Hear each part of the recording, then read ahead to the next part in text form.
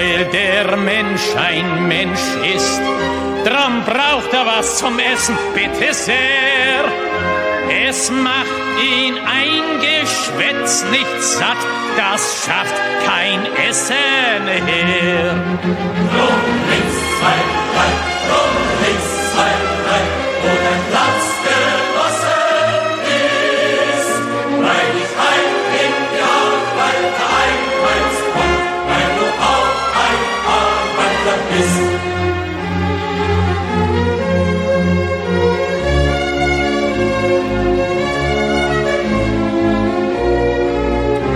Und weil der Mensch ein Mensch ist, drum hat der Stiefel im Gesicht nicht gern. Er will unter sich keinen Sklaven sehen und über sich keinen Herrn. Drum links, zwei, drei, drum links, zwei, drei, wo dein Platz genossen ist, weil ich heim in die Arbeit einheimst und weil du auch ein Arbeiter bist.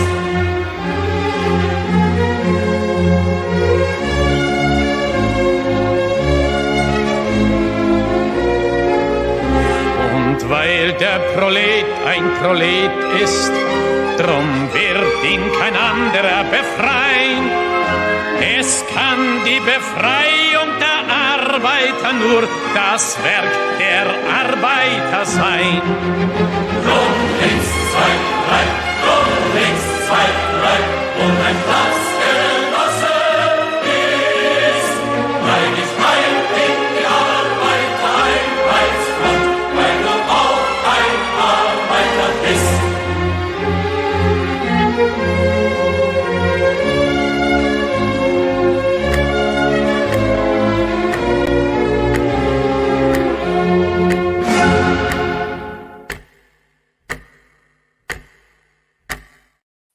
Здравствуйте, comrades. Welcome to Socialism Saturday. Socialism Saturday is when we watch the real far left. These are not progressives. These are not Democrats. These are not liberals. These are not even democratic socialists, because those who've been around on Socialism Saturday for a while know full well that the real radical revolutionary socialists do not even allow their members to be a part of the Democratic Socialists of America.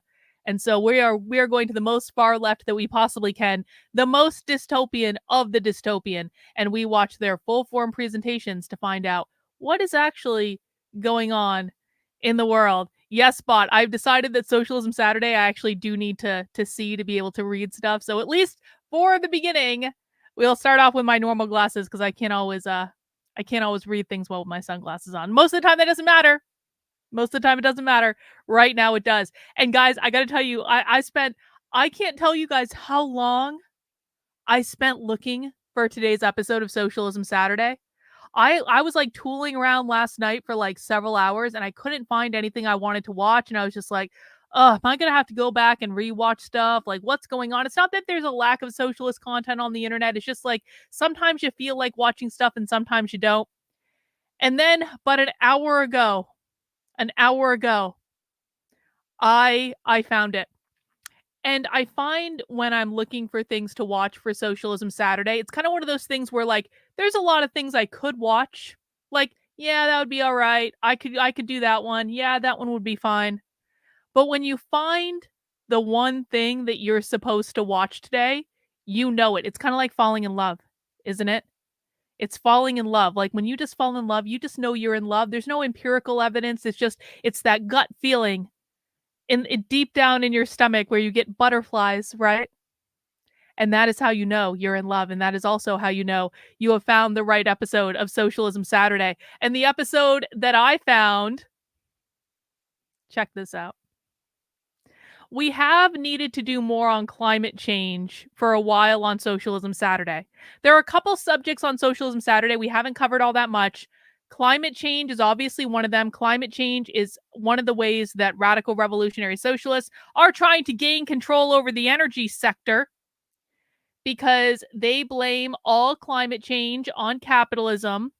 And that is why they're pushing environmental justice in our world, because they blame all environmental problems on capitalism. because if businesses didn't have that pesky profit motive, they would have no reason to do things that hurt the environment, sort of thing. And so we've needed to do something on the environment for a while, and I've kind of been on the lookout. But today I found just the most perfect presentation, because not only is this presentation about climate change, this is a partnership between Haymarket Books. Haymarket Books is the largest publisher of socialist books in the United States. Haymarket Books are the literal sponsors of the Socialism Conference. It's their event. This is a partnership between Haymarket Books and TEEN VOGUE. TEEN VOGUE. Now, TEEN VOGUE has been pretty socialist for a while. They publish socialist articles like all the time in TEEN VOGUE. It's actually kind of funny to see. I was trying to explain this to my husband earlier, and he's like, my husband, of course, is from Ukraine. He said, Carlin, so it's about passion? And I was like, what the fuck are you talking about? It's about passion? I was like, what are you saying, Victor? He's like, Carl, it's about passion, right? And I said, you think TEEN VOGUE is about passion? He said, fashion, Carlin, fashion. Because I couldn't understand his accent. I was like, oh, yes, Victor, TEEN VOGUE is about fashion. And then he goes, do they know that under socialism, there isn't going to be a fashion industry? And I said, I don't think they know that, no.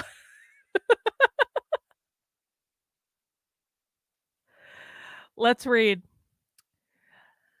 No Planet B, the TEEN VOGUE Guide to the Climate Crisis. As the political classes watch our world burn. By the way, this was from February 2nd, 2021. So this is almost 3 years old. 3. As the political classes watch our world burn, a new movement of young people is rising to meet the challenge of climate catastrophe. An urgent call for climate justice. No Planet B, a TEEN VOGUE guide to the climate crisis, analyzes the environmental crisis with an intersectional lens, with critical feminist, indigenous, anti-racist, and internationalist perspectives. No Planet B is a guide, a toolbook, a warning, and cause for hope. Join us for a conversation with contributors from the book about the urgent struggle for climate justice. And then one of their speakers is Lucy Diavolo. Lucy is the politics editor for TEEN VOGUE and the editor of the Haymarket Books collection, No Planet B, a TEEN VOGUE Guide to Climate Crisis. So this is not an abstract partnership, and I want everyone to really think about what that means. Socialists are literally running TEEN VOGUE and partnering with socialist book publishers in order to distribute the socialist message to the teenage fashion audience. Can we all just think for a minute about how crazy this is? I keep telling people, and people don't believe me. When anytime, like I just did this interview yesterday where people are like, but who's funding these people? And I say they do it all through publishing. And they're like, no, Carlin, really, who's funding these people? How are they getting their message out? And I said, you're not listening. They do it all through publishing. And they're like, no, but really, is it the WEF? Is it Klaus Schwab? Is it George Soros? And I'm like, no, you fucking morons. They do it all through publishing. Like, the right likes to get so conspiratorial about this that literally the socialists can tell us right in front of us they are doing this through publishing, and the right's going to be like, but really? But are you really? Is it really? Is it really publishing? Yes, it's really publishing. Jen Jackson is a queer, gender flux, androgynous Black woman, an abolitionist, a lover of all Black people, and an assistant professor at Syracuse University in the Department of Political Science. I almost went to Syracuse University. I got into the Newhouse School at Syracuse University, which at the time, I don't know if it still is, but at the time was like the best communications program in the country. I ended up going to Boston University instead, but because I thought they had a better communications program, and it was in Boston, which is my favorite city. But I was this close to going to Syracuse University, this close, but through a twist of fate where Boston University gave me more financial aid, I I would have gone to Syracuse University. Let's see. We've got Kim Kelly, a freelance journalist, author, and organizer in Philadelphia. And we've got Mia, who is an anthropologist, organizer, and a writer whose work has appeared in Teen, Vogue, and Vice. And that is what we are doing today, guys. We are watching this presentation, No Planet B, the Teen Vogue Guide to Climate Crisis from Teen Vogue and socialist book publisher Haymarket Books. And that is where we're going today. So I hope you guys are all ready for that. Please go ahead and mount the like button if you would be so kind, especially on YouTube, because I'm shadow banned to high heaven on YouTube. And mounting the like button lets people know that I'm streaming, and it helps YouTube recommend my content to other people. Because if we don't overcome the shadow ban, ain't never going to be overcome. This is why I have my Substack, because I can't get anywhere on YouTube because I'm shadow banned.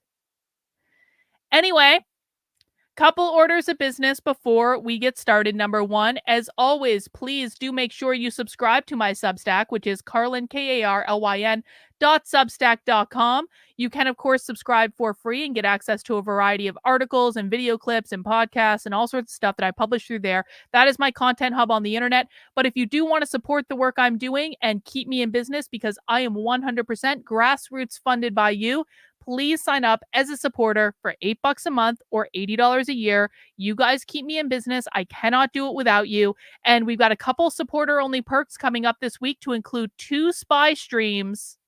Although I will say this, I did just get an email from the first spy stream that's going to be on Monday saying be prepared to be on video. And so I don't know if that's going to work out. We're going to give it a try, but we'll see how that works out. But I'm not prepared to be on video. I'm going to make some sort of excuse like, oh, my video camera broke. You're ableist if you make me go on video or something like that. But like we do our best with spy streams. Sometimes it doesn't work out because of reasons. But I do, in theory, have 2 supporter-only spy streams coming up this week on Monday and on Tuesday. If you missed the spy stream we did yesterday, that was a public one. It wasn't even supporters only. It was really, really good. I've got some clips coming that I'm going to put up. But that's one of the perks you're going to get. You're also going to get access to the supporter Discord, where we will be doing movie night tomorrow at 8 p.m. and we will be watching The Last Starfighter. This is Jennifer January. Jennifer is our host for movie night. She picks out all the movies in January because it's her birthday, and she's awesome. And she is taking us through a series of classic sci-fi B movies. I've never seen The Last Starfighter, but I will see it tomorrow at 8 p.m. in the supporter Discord. You also do get access to 2 Zoom calls that I do every single week. You get 10% off in the Unwoke art merch store. You get lots of other perks as well when you become a supporter of my work. And this is even more important, guys, because I right now am trying to crowdfund an additional $3,000 to be able to go undercover at a gender ideology conference in a couple months. And I really do just have to say thank you to people, because I didn't expect this. I didn't expect to raise this so quickly. We're now up over $2,000. And the biggest contributors to the getting me to the gender ideology conference have actually been, not that one, this one, have actually been one-time gifts through my website. So there are a variety of ways that you can contribute to this goal to get me to the Gender Ideology Conference. You can become a founding member on my Substack for $240 a year. You can become an annual member on my Substack for $80 a year. You can become a monthly member on my Substack for $8 a month. You can donate subscriptions. You can give subscriptions as a gift. And you can also make a one-time gift through my website, which is activelyunwoke.com/support. And I just have to give a big shout out and thank you to all of the amazing people who've been sending in one-time gifts. I very rarely push one-time gifts. If you want to give, it's right at the top. One-time gift of support here. I very rarely push them, but I was shocked when I logged in today and I saw how many people had given one-time gifts of like $500, $300, $150. I was like, holy shit. Holy shit. And that's just in a couple days. So I really do appreciate it, guys. It looks like we are absolutely on track to meet the goal, because I gave us until February 15th to meet this goal, and it's only January 20th, and we're almost there. So, guys, if we just get 10 more monthly supporters on my Substack today, this goal is done. Like, or annual supporters or whatever, around about 10 to 12, something like that. I didn't do the exact math in my head, but if I could get 10 more supporters signing up on my Substack today, this goal will be done, and I will be planning to go undercover at the Gender Ideology Conference, and then any leftover from like additional subscriptions or one-time gifts or stuff like that will just go to the next undercover event. I've already got a couple events coming up this year that I do want to go to in person because I want to record them and to show you what's going on, things that no one else on the internet is showing you, because I'm the only person doing this undercover stuff at leftist events on a regular, consistent basis. So I do really appreciate it, guys. Thank you so much. I was genuinely overwhelmed when I logged in today and I saw all the one-time gifts. I was like, holy shit. They like me. You like me. You really like me. Well, I love you guys too, and I appreciate it. You guys are the reason that I do what I do because you allow me to do it. Also, a reminder, on Wednesday, I will be hosting my second How to Speak Socialist webinar. Now, I hosted the first one back in October after I got back from going undercover at the Socialism Conference. I learned a lot from hosting that one. I made some improvements. We've got some new and improved clips. I've got some new and improved content. And we are going to be doing round 2 of the How to Speak Socialist webinar, which is going to be on a private training platform where I break down the language of the left and give you kind of a crash course in how to speak leftist. We're going to be doing that on Wednesday at 9 p.m. Eastern time. So make sure you sign up for that. It is free to sign up. You can make an optional contribution if you want to, but you don't have to. And if you sign up and you can't make it to the live show on Wednesday, you will receive a link to a recording after it's done, a couple hours after it gets done, or maybe the next day at the latest. And so you'll be able to access it on demand. If you are new to socialism, and by the way, let me know if you are new to Socialism Saturday in the chat, either on YouTube or Rumble or on X, because I can see the X chats now. Let me know if you guys are new, because this is going to be a great event for newbies or people who still feel uncomfortable with socialist language, because it can be overwhelming at first. And I understand it can be overwhelming at first, but I promise you, learning how to speak socialist is both one of the scariest things you'll ever do, but also one of the most valuable things you'll ever do, because you will see the world in a whole new way. When you become fluent in the language of socialist, you start seeing socialist pop up in places that you never saw it before because you didn't understand what you were hearing in the language. And so this is going to be a great crash course on how to do that. You can find out more information on my Substack, which is again, Karlyn, KARLYN.substack.com. And I'll look forward to seeing you guys on Wednesday. I think it's going to be a great event. I'm really looking forward to it. Lastly, another way to support the work I'm doing is by heading over to the Unwoke Art store, which is at unwokeart.com. And this is your last chance, last call to get the Socialists Are Gay design for 25% off. Now, the Socialists Are Gay design is going to be in the store for a while because I like it and I think it's funny. But right now, you can get everything in the Unwoke Art store with the Socialists Are Gay design for 25% off. The discount is automatically taken at checkout. I usually only do 25% off discounts at launch of products, maybe every once in a while, like for a holiday or something like that. But like, really, if you want this shirt, this is going to be the cheapest you're going to be able to get it, because on Monday at midnight, it's going back up to the normal price. So we've got it on t-shirts, we've got it on hoodies, bags, mugs, all that good stuff. It's a funny design. I wasn't even going to put it on a t-shirt at first. And then people were like, Karlyn, put that on a t-shirt. And I was like, okay, why not? So that's going to be available on sale for just a little over 24 hours more, because at midnight on Monday, it's going back to the normal price. And then we've got a couple other limited edition items in the store, to include the limited edition Plague Doctor Unwoke wiki design with our Plague Doctor icon on the front. And on the back, it says the socialist revolution is real, and directs people to the Unwoke wiki to see primary source evidence. The Unwoke wiki is a project that I'm working on where we are working on putting all of our primary source evidence in one place, in a way that we can track individual socialists, we can track socialist organizations. People might say, Karlyn, you're making a list of socialists. Goddamn right, I'm making a list of socialist mother effers, because they do the same thing to us. And so why are we waiting when they do all their stuff out in the open? If we can just put a little organization around it, a little bit of structure to it, we're going to be able to see what they're doing in real time. It's awesome. It's already been like, they're like, what? They're getting up to be like 150, almost 200 entries now on the Unwoke wiki. We're working our way up slowly but surely. And we're already starting to uncover some crazy stuff. Like, this is going to be one of the most interesting information sourcing like operations that I've done in a long ass time. We're already uncovering crazy stuff going on in the schools, new organizations we had never heard of, new activists we had never heard of, new presentations we had never heard of, all because we are sourcing stuff for the Unwoke Wiki. The Unwoke Wiki is going to be funded by merch in my Unwoke art store, limited edition merch that's only available for the month, because I will be changing the Plague Doctor mascot every single month. I got a whole bunch of them already made. It's awesome. Another limited edition shirt in the Unwoke Art Store is, of course, the Steamboat Willie Whiteness Means Capitalism shirt. This shirt and the Unwoke Wiki shirt are going to be leaving the store at the end of January. So you only have a couple more weeks to get these designs. Actually, less than a couple more weeks, about a week and a half. If you want them, please make sure you check them out. Joshua says, thanks, Carlin. My physical therapist brought up a book she just read about traditional labor in the normal household being viewed differently between men and women. I said unpaid labor, and Joshua, is holding us on pins and needles with the second one. And she, bright red busted. I don't know what that means, Joshua, but I think that's it. Like, but that's one of those examples, guys, where you can start to see socialism showing up in everyday life once you learn how to speak the language. It's crazy. It's crazy. All right, guys, that is all we have. We have got an hour and a half presentation to dig into here. Please, again, make sure you mount that like button. Per usual, guys, there's a shocking disparity between the number of people watching right now and the number of people who have mounted that like button for me. So we're just going to wait here patiently until I start to see those likes go up. Come on.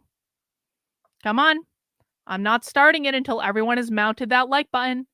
And while you're mounting the like button, please make sure you are subscribed to the channel if you are not already. As a reminder, I do go live Monday through Friday at 5 p.m. Eastern Time. We go live on Saturdays at 6 p.m. Eastern Time.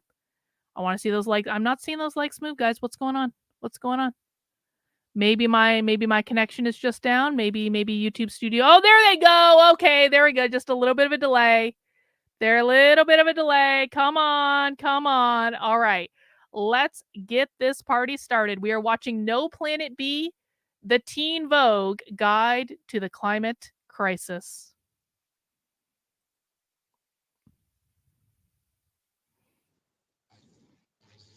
Hello, my name's Lucy Diavolo. I'm a politics editor at Teen Vogue. I'm also the editor of No Planet B, a Teen Vogue guide. Well, that was a twist I wasn't expecting. Hello, Lucy, with the very deep voice. Politics editor at Teen Vogue. Pronouns, she, her. Remember, no misgendering allowed. We call the she, her because she, her wants to be called she, her. To the Climate Crisis, a collection of some of our most prescient climate coverage published by our friends at Haymarket Books. Tonight, we're here to celebrate the book's release by talking with just a few of the contributors whose work made this collection possible. Like much of what we do at Teen Vogue, this collection is a testament to the collaborative efforts of staff and freelancers, like our guest tonight. So let's meet them now. First, Dr. Jen M. Jackson, PhD, is a queer, gender flux, androgynous Black woman, an abolitionist, a lover of all Black people, and an assistant professor at Syracuse University in the Department of Political Science. Their primary research is in Black politics with a focus on group threat, gender and sexuality, political behavior, and Key social lime movements. pie. Jackson also holds affiliate positions in African American studies, women and gender studies, and LGBT studies. They are a senior research associate at the Campbell Public Affairs Institute, at the Maxwell School at Syracuse University, and the author of the forthcoming book, Black Women Taught Us from Random House Press, due out next year. You can find them on Twitter at Jen M. Jackson, PhD. They're also a Teen Vogue columnist, writing Speak on it for the site, and the author of People of Color Deserve Credit for Their Work to Save the Environment, included in No Planet B. Thanks for being here, Jen. Thanks Thank for you, having Jen. me. Second, Kim Kelly, Philly-based freelance journalist, author, and organizer. She's a labor columnist for Teen Vogue, writing No Class, and she also has written for The Baffler. Her work on labor, class, and politics and culture has appeared in The New Republic, The Washington Post, The New York Times, The Columbia Journalism Review, Esquire, just to name a few. She is the author of Fight Like Hell, a forthcoming book of intersectional labor history. You might know her from Twitter as @GrimKim, and she's the author of Climate Disaster as a Labor Issue, Here's Why, in No Planet B. Thanks for being here, Kim. Hell yeah, thanks for having me. Finally, Maya Wickler is an anthropologist, organizer, and writer whose work has appeared in Teen Vogue and Vice. She's directing a short documentary film with support from the North Face featuring the Gwich'in women who were leading the fight to protect the Arctic refuge. Maya was recently selected as a National Geographic Early Career Explorer to document cross-border stories and the threats to wild salmon from mining in northern British Columbia. Originally from Philadelphia, she's currently living in Vancouver Island. Okay, people want to play the game. Who is going to say capitalism first? So let's I guess put it in. Actually, let me do a poll in the chat. I mean, like on Socialism Saturday, this game is like almost assured that they're going to say capitalism at some point during the week. Why isn't my YouTube Studio responding to me? I may not be able to do a poll in the chat, guys, because YouTube Studio is being buggy and it's not letting me pull up a poll. So we'll just do it the old-fashioned way. We've got put number 1 in the chat if you think Lucy, she, her is going to be the first to say capitalism. Number 2 in the chat if you think Jen is going to be the first to say capitalism. 3 in the chat if you think it's going to be Kim down here in the lower left-hand corner. 4 in the chat if you think it's going to be Mia in the, oh, there it goes. Maybe I can start the poll after all. Maybe. No, taking too long. Not going to bother with it. 1 for Lucy, 2 for Jen, 3 for Kim, 4 for Mia. Let's see. Pursuing a PhD in political ecology at the University of Victoria. Her research focuses on memory as a tool of resistance and resilience in the face of corporate abuse, specifically related to deforestation and the climate crisis. You can follow her on Twitter at Maya Wickler. That's MAIAWIKLER. And she actually has a piece in all 4 sections of No Planet B, including the fossil fuel industry is worsening the global plastics crisis. I traveled to the Arctic to witness climate disaster firsthand. Teens are suing the U.S. government over climate change. Hang on, guys. If there was a poll that got sent out, I didn't mean to do that. My YouTube Studio is screwing up, so don't bother with the poll. Like, I literally did. It's literally just spitting on my desktop. I don't see any poll coming out, so just fucking ignore whatever is in the chat. I'll get it when my studio actually loads. And 4 activists explain why migrant justice is climate justice. Thanks for joining us, Maya. Thank you. I want to thank all 3 of you for being here tonight and for your incredible work for Teen Vogue and beyond. Just as we have 3 guests, the book has 3 sections: reporting, activism, and intersectionality. Tonight, we're going to talk through these ideas and how they form the foundation of climate justice work and reporting on it, and especially how they're implemented by young people in the movement. So Maya, I'd like to start with you. Your reporting for Teen Vogue is excellent. And we know that the climate justice movement relies on science as a basis for its advocacy, whether it's data about rising temperatures or rising seas. But we also know that local community-based information plays a key role in activism and organizing. So I wonder if you can tell us a little bit about your approach to climate reporting and what you make space for as the real factual meat of the story. Mm-hmm. I think that's such an important question that should really be, there should be much more dialogue about that in the way that media is covering the climate crisis and the way that influential folks are affecting policy and climate action, to be really thinking about what is informing that understanding. And I think at the root of it is science and colonialism go hand in hand. If we look at the history of science, it really serves. Science and colonialism go hand in hand. Now that's funny. Oh shit. I just made a big old mess on my desk. But the reason is that I put down my keyboard and now I have to type something with the keyboard. So it's funny that she just said science and colonialism go hand in hand, because I want to show you guys something. I just need to pull up my Twitter. Because last night, when I was looking for a good presentation to watch today, I came across a whole bunch of videos. And one of those videos I came across was... Hang on. Check this out. This is from New York for the People, I think. But check this out.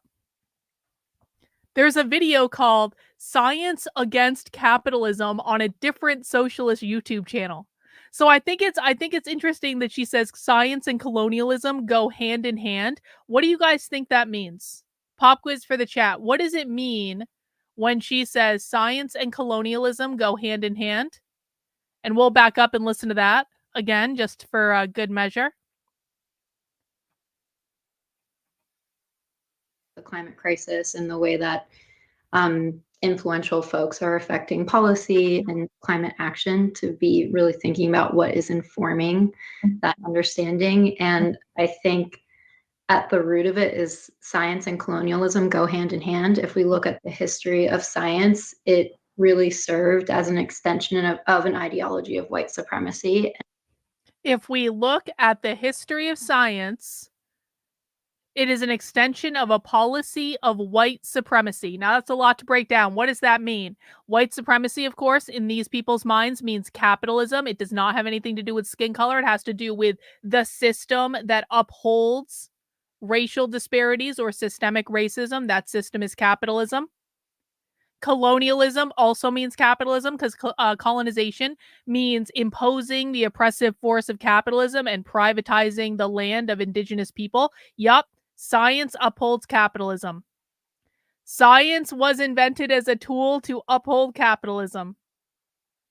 You guys wonder why you guys can't use like facts and logic and reason in order to convince socialists of anything. It's because they will literally say things like science is upholding capitalism. The capitalists control science. Therefore, you can't trust. The only science that they trust is the science that says what they want it to say. This is why they were all about science during the pandemic. Remember? Trust the science, trust the science, trust the science, trust the science, trust the science. Because at that point, the science said exactly what they wanted it to say. And if the science didn't say what they wanted it to say, then they got people censored, they got people fired, they got the research banned. I, one time, back in 2020, literally read an article from the New England Journal of Medicine about like mask wearing and the psychological impact of mask wearing. And I got a fucking strike on YouTube for it. So we weren't allowed to talk about the science that wasn't convenient, only the science that was convenient, right? Rottweiler says they are Lysenkoists. They trust social science. Well, that's a different kind of science, is it?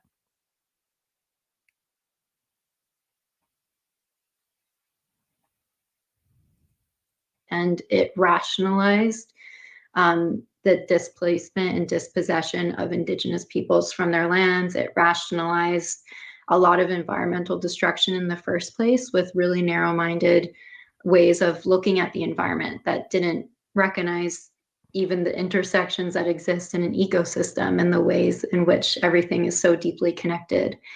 And so I think it's so important to consider these histories that are informing the way that we are reporting and the way that we are gathering research and weaving together these stories that are supposed to equip and mobilize the public with the knowledge that they need to be informed and really participating in a functioning democracy. And I think that there's a lot of question around objectivity right now and what that means and how you do that ethically. And science is heavily viewed as inherently objective, which I think is a fallacy. I think that what is more objective is recognizing our own personal histories and identities that inform and shape the way that we interpret and understand information. And so I think if we are looking for stronger objectivity, then that starts with transparency within ourselves and within the people who are shaping these narratives and providing this information and data. And something that has always really been profound to me when I'm on, when I'm on the ground reporting and doing my research and gathering this information is that, you know, if you think about a fisheries person or someone who has gone to school for like for forestry or something like that, maybe they've been in school learning about that topic for 4 to 8 years maximum before they're then put into the field with the label of an expert and given all the tools and power to influence and shape the way that that field looks. Whereas if you're focusing on the testimonies from community members, they are on the ground in those places. To me, those are some of the best scientists. They're witnessing every single day. They're observing every single day. They are not only having their own knowledge of place that is within. Hey, I just want to say hello to the Bulldog over on Rumble. The Bulldog says, I'm new to socialism. Welcome, welcome, welcome. Well, we'll teach you about socialist language here to help you decode it. Let's see. And then we've got Bunny Boo. Hi, Carlin. We appreciate your work. Thank you, Bunny Boo. I appreciate you guys as well. See, well, she's not speaking in vague terms. You're like, remember, you're brand new, and everyone has to start somewhere, okay? But like the advice I'm going to give you, because guys, I didn't go over the Socialism Saturday guide, but maybe I should just speak to it really quickly. You are in a class right now to learn how to speak socialist. Some of you have been in this class for a long ass time, like at least a year and a half. Some of you are brand new to it. So this is no shade on where you're starting out. Everyone has to be new at some point. But she's not speaking in vague terms. She's actually being very specific. It's just that you don't understand the language yet. And we're going to help you understand the language. And if you have questions, please do ask us. And if it's confusing at all, it's supposed to be confusing when you're first learning it. This is an immersive experience. Just sit back, relax. Socialism gets a lot easier to understand after a couple weeks of Socialism Saturday, but it might be a lot upfront. Okay, so I'm just going to warn anyone that's new. Just if you're feeling frustrated, if you feel like you don't understand, you are exactly where you should be if you're new, and it gets a lot easier after a couple weeks of doing it. And once you start to see, that's when your world totally changes and you see everything in a new way that you hadn't seen before. So hang in there. Well, we'll teach you how to understand your daughter. We'll teach you that. It doesn't happen in a snap. This is a long-term process, not a short-term process. This is a marathon, not a sprint. Okay? You got to be prepared for that. I've tried to create shortcuts to this, but there are no shortcuts. You just gotta do it. But we will teach you. In their lifetime, they're also carrying the knowledge of thousands of years with them, from observation and understanding of land, place, and waters, and how everything is so deeply connected. So the strongest and most astute observations on climate change I've heard from community members, because they so deeply know, they're so deeply in relationship, and especially elders. And so I think that when we're looking at reporting on climate change and the climate crisis, we have to be amplifying community voices, because I really believe that testimony from the ground is an expert voice, and it should be given just as much platform and credence as science. Absolutely. Thank you for that. Jen, I want to turn to you because your piece in the book is in a similar theme here, in particular about how a lot of communities of color have done this kind of climate justice work for a long time, often as a matter of survival. I think that's a great reminder that a facts-first approach can't just be limited to meteorological data. We need this accurate historical record of the movement and of the land, like Maya said, so we can build.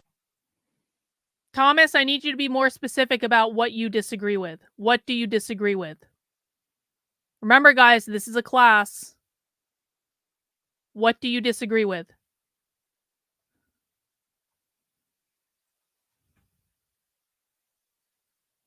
Build on what's really already known. So could you speak to how that history can continue to inform the climate movement in your mind? Absolutely. So first, I want to first just like snap Maya real quick, because all that was a word. And just echo and reiterate that absolutely this is a conversation around settler colonialism. This is a conversation around capitalism. This is a conversation around the ways that... Who said number two? Who said number two? Akshay was cheering for Jen. Jen broke our capitalism cherry for the night. Anyone who said that Jen was going to be the first to say capitalism, you guys won. Congratulations. I would have guessed number one too.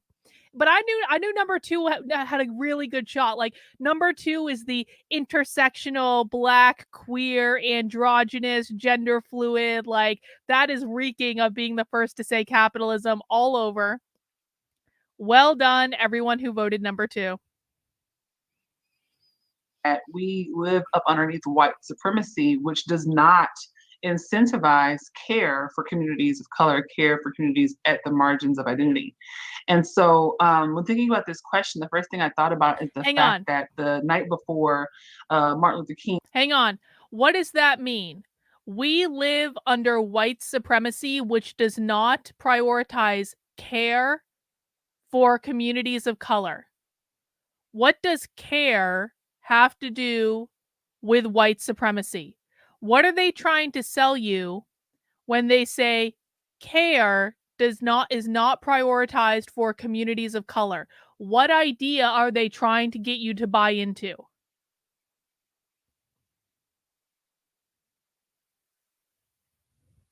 They mean capitalist supremacy. Yup, white supremacy means capitalist supremacy. What does that have to do with care? Capitalism doesn't allow for equal care and only the rich beneficiaries can support it. Yup, it does have to do with collectivized care. Rottweiler, we are oppressed by capitalism because healthcare is privatized. That's what that means. That's a really good definition, Rottweiler, and I just want to sit for that for a second. Pixel Propaganda says reparations. No. Pixel Propaganda, what you are forgetting is that white supremacy has nothing to do with skin color. Remember, guys, every single time, and I know your conservative influencers will try their level best to convince you otherwise, white supremacy, racism, whiteness, anti-racism, these ideas have nothing to do with skin color. They're about systemic racism, which is the system that upholds racism. The system they are referring to is capitalism. So it has nothing to do with skin color at all. It has to do with the system. And what Rottweiler is saying here is absolutely correct. When Jen says that white supremacy does not prioritize care for communities of color, what she is saying is we're oppressed by capitalism because healthcare is privatized, because socialists want community care. It's about healthcare. It's about equity, collectivized care. We live under capitalism and they want collectivized care. What does collectivized care mean? It means free healthcare. They want free healthcare. They want socialized healthcare. They believe socialized healthcare, another term for this is universal healthcare. They believe that that will only happen when capitalism is abolished, and then we'll have equity, which means collectivized care. Nope, Carol, this is not correct. Carol, you need to work on this. White supremacy has nothing to do with this. That's not correct. It has nothing to do with skin color. Nothing. Liquid Marble says they're talking about how capitalism does not prioritize collectivized care. That's exactly right. You can never have collectivized care under capitalism. Not the same. All good, Carol. I appreciate that, though. All good. It's not the same health outcomes, Stony Baloney. Because you can't have the same health outcomes. What they want is everyone to have access to everything healthcare related for free. That's what healthcare equity is. It's access to resources under capitalism.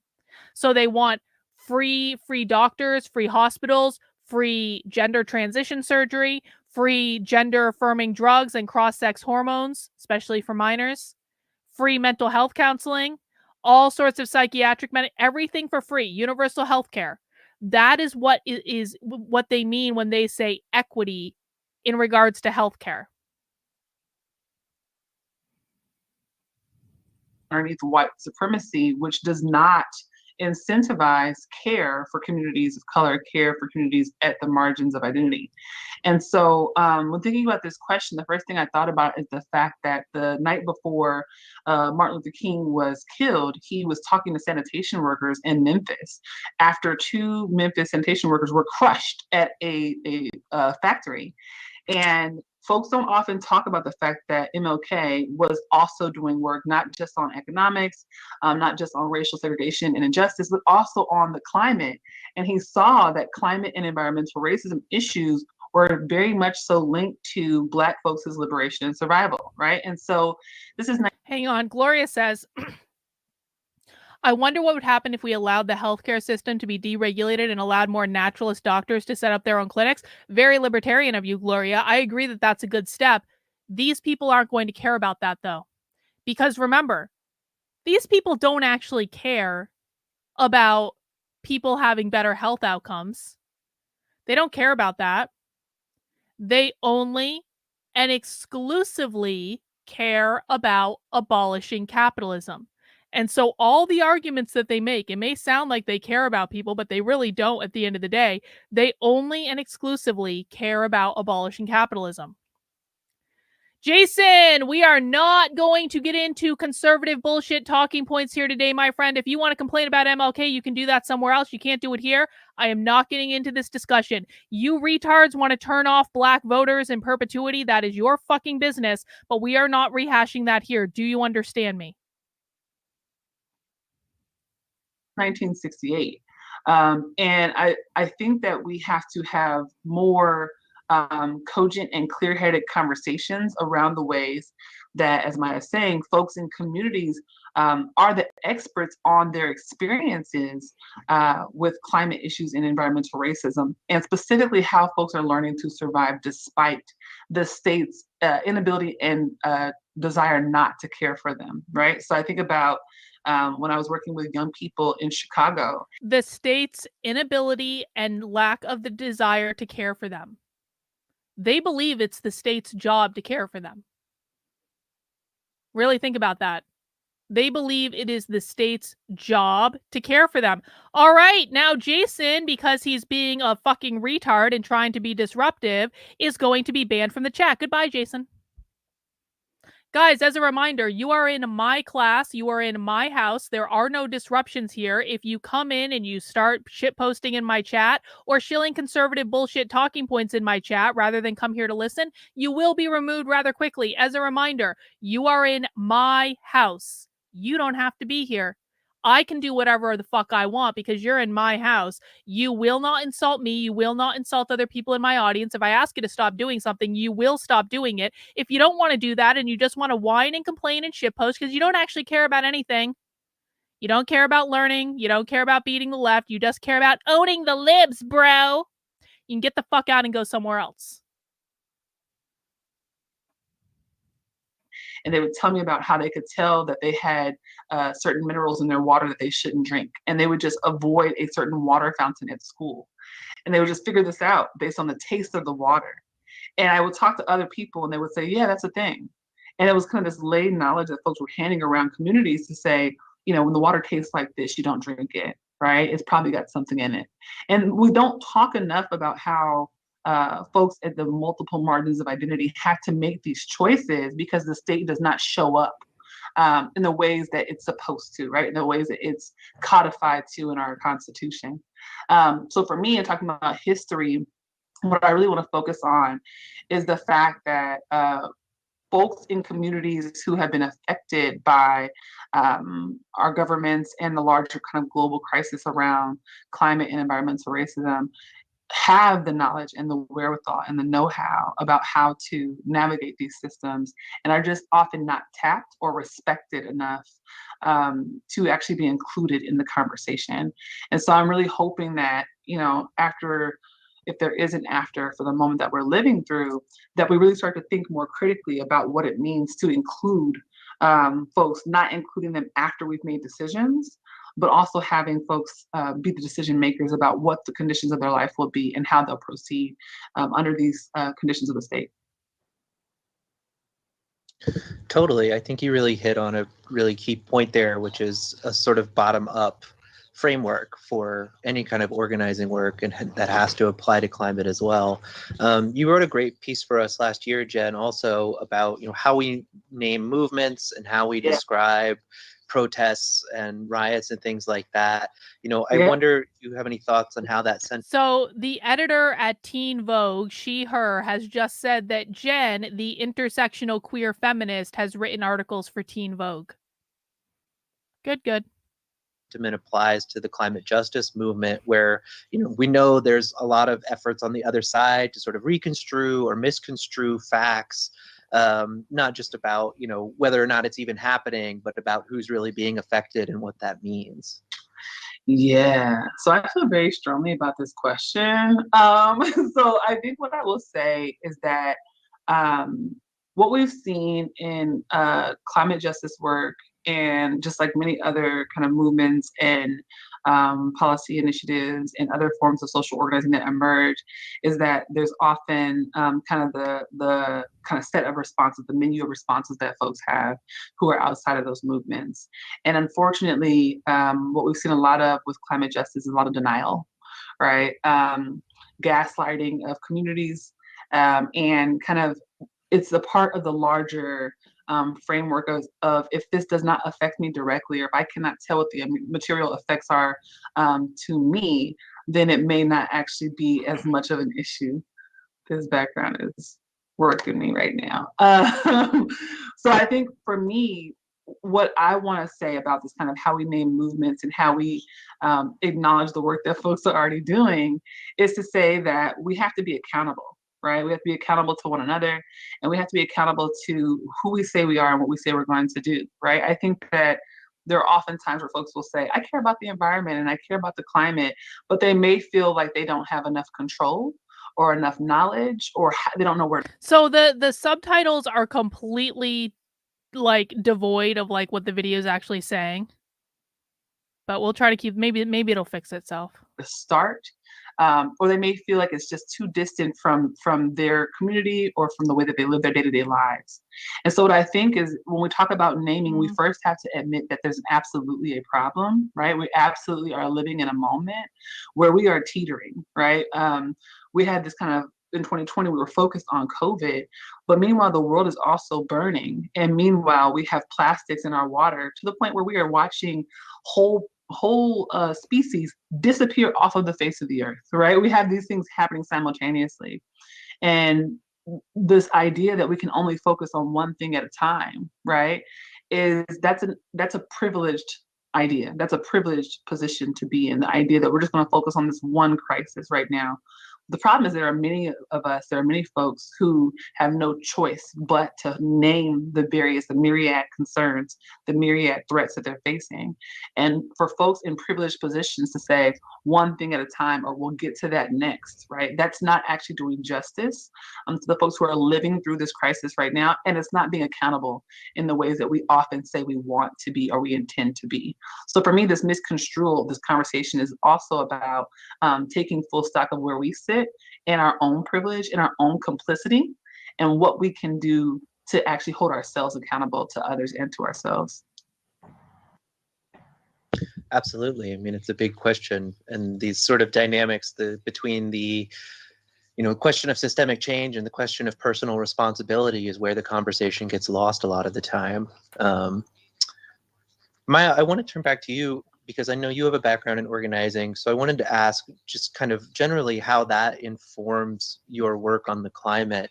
I know you touched on this earlier with your discussing how, informed perspectives from actually impacted communities is the essence of it.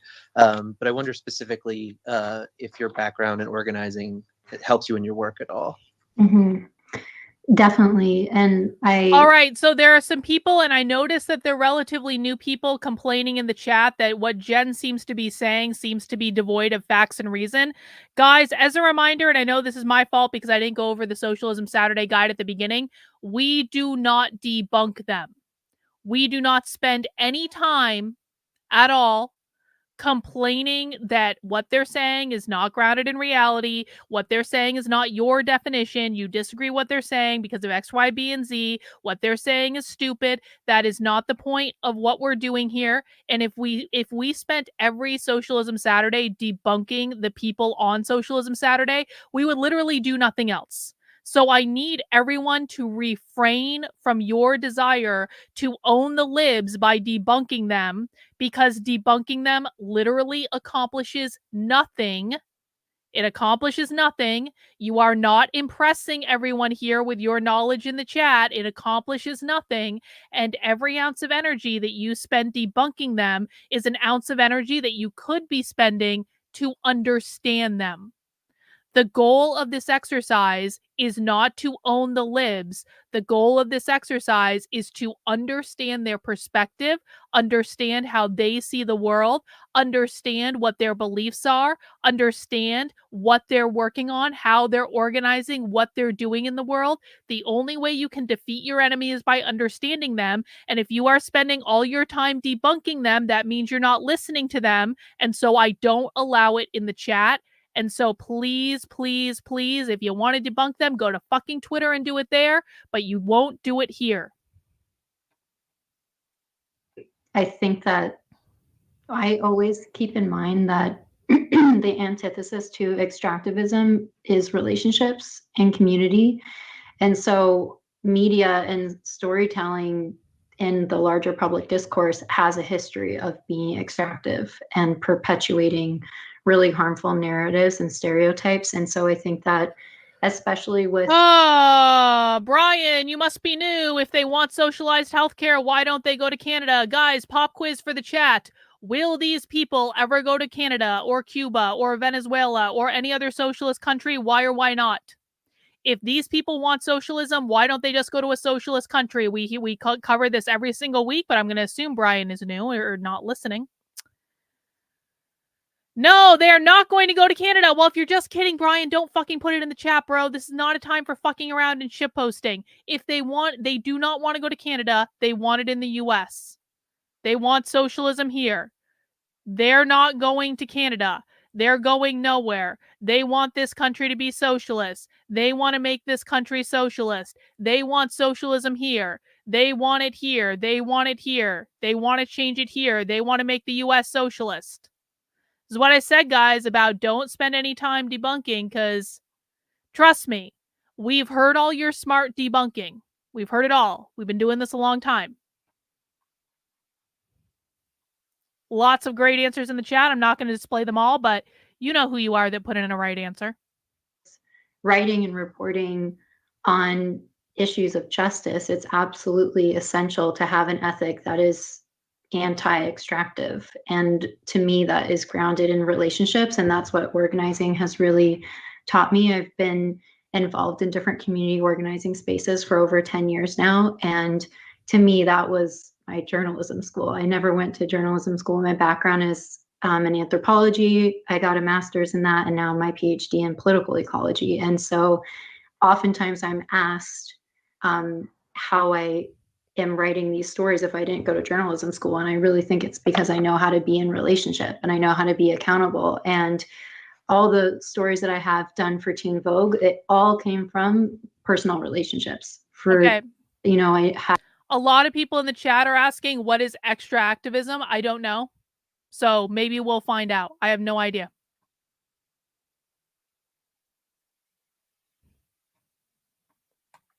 Greg, do you want me to cuss you out? Is that what you want?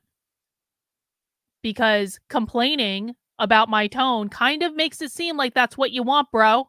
So I'm going to put you in a 5-minute timeout, and you can use that 5 minutes to go look up the answer and then report back to us, and we'll see whether or not I cuss you out. But complaining about my fucking tone and method in the chat is going to put you in timeout because you broke rule number 1. Don't fucking complain and you won't get... Like, what? Guys, why? Why? Why do we have to do this every fucking week? We're an hour into this set. Like, I have had to now stop the stream on like 5 different occasions to deal with bullshit that happens every fucking week. Can we please stop? Can we please?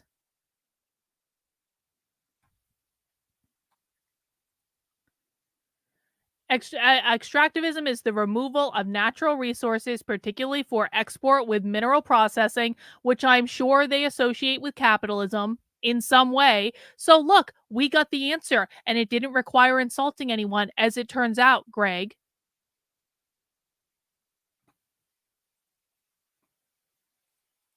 Had friends who were at the border involved with the occupation that was happening there earlier in the fall this year. I had friends who were involved in all the youth movements that I featured in that piece. And so it's every single story that's amplified our personal relationships. And so there's a level of accountability, and I believe transparency and accuracy with having that depth of a relationship to really elicit people's stories and what people are experiencing. And I think the other dimension of organizing too, and this power of relationship and storytelling, is really compelling people to act through empathy and through that an additional component of accountability. And so when I'm in community or when I'm hearing a story, I really look at that as I'm bearing witness to somebody's truth, to somebody's lived experience. And when anybody is reading a story and reading this reporting, they are then bearing witness to that person's truth. And once you have witnessed that experience or that injustice, you are then accountable to it. And so I really hope that by having reporting done in a way that is more based in relationships and accountability, that can then translate to the reader as well, and really use it as a tool for change, and really use that as a way to mobilize folks and just elicit that deeper empathy and really reconnect us as this collective community, because capitalism and colonialism functions and thrives off of individualism. So if we can have that be a foundation in the What? Hello? Capitalism and colonialism thrives off of individualism. What does that mean? Pop quiz for the chat. We're going to clip that. That was an amazing clip. What does that mean? Capitalism and colonialism thrives off of individualism.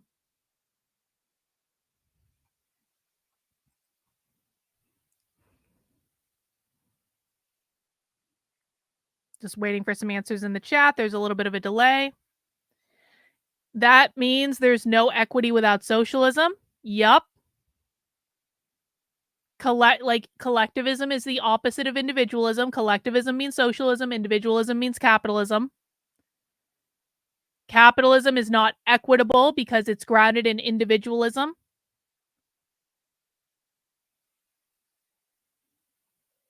Not exactly, Mark. Not exactly. Not exactly. Individualism to them means selfish, driven. Well, it's not just about profit, though. It's not just about profit. It's not just about that. If you see yourself as an individual, you do not see yourself as a member of the collective Borg. Individualism equals greed. Not exactly.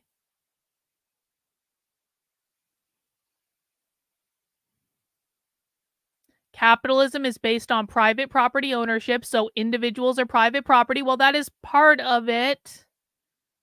That is part of it. Individualism is from capitalism, and socialism is about the collective. Yup.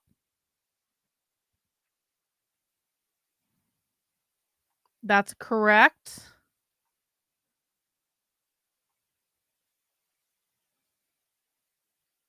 Dub, that's not. Guys, I'm seeing a shocking amount of incorrect answers in the chat, and I don't like it.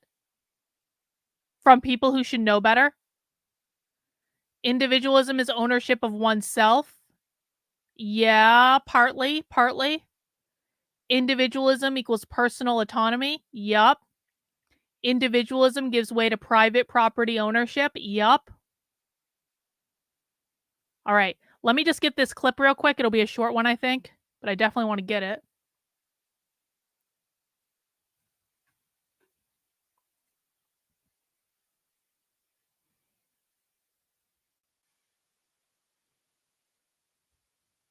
John Morgan says individualism fosters capitalism. That's really good, John. Mobilize folks and just elicit that deeper empathy and really reconnect us as this collective community, because capitalism and colonialism functions and thrives off of individualism. So if we can have that be a foundation in the way that we're reporting and telling stories, I think it's absolutely essential. And I completely credit it to everything I've learned in organizing and being in community. All right. Gary says, I was confused she used capitalism and individualism in the same sentence. Well, yeah, because they use the capitalism and individualism are basically the same thing to them. You cannot have capitalism without having individualism. Capitalism is grounded in individualism and meritocracy. So oftentimes, Gary, these people will give away the definitions of their terms by using them side by side in the same sentence. So when we heard earlier, colonialization and capitalism, oh, they mean the same thing. We hear them all the time saying whiteness and capitalism, they mean the same thing. Individualism and capitalism, individualism and meritocracy uphold capitalism. You cannot have a collectivist socialist society grounded in equity when you have individualism and meritocracy. So when we hear them use the words in the same sentence, it means they're making an association between those words, and they mean the same thing. I want to just play that one more time because she actually said it at the beginning of that clip. She said this was about a collectivized culture. I just want to play it one more time. As this collective community, Hang on. because just as a tool for change, and really use that as a way to mobilize folks and just elicit that deeper empathy and really reconnect us as this collective community, because capitalism and colonialism functions and thrives off of individualism. So if we can have that be a foundation in the way that we're reporting and telling stories, I think it's absolutely essential. And I completely credit it to. So she's flat out saying the goal is to create a collectivized society, and that individualism and capitalism get in the way of creating that collectivized society. Did everyone hear that? Does everyone understand what I just explained? Nope, this is not true. Nope, wrong. They're not empathy junkies. That is not true. Guys, I know, Michael, I know you're a conservative, because this is something only a conservative would say. For everyone that's new, and especially for conservatives that listen to conservative influencers, what I need you to do is put aside every single thing that you think you know about these people, because most of it is bullshit talking points. This is a bullshit talking point. That's not real. That's not what's going on. So if you're going to learn what they believe, you need to let it go, because your influencers have lied to you for a really long time, and that's part of why you're in the position you're in right now. To everything I've learned in organizing and being in community. Amazing. Yeah. I mean, and that's also relevant with what you were saying earlier about that tension between this sort of mythical object. Hang on. How is empathy a tactic? They don't have empathy. We can sit here all night while the conservatives in my chat make shit up, and I will debunk all your asses every time you spew conservative talking points in my chat. We can sit here all night and do that. But the fact of the matter is, you just made that up. Not a single one of them's talking about empathy. You just made that up. You invented that out of nowhere. Kind of seems like something a leftist would do, isn't it? To invent things out of nowhere.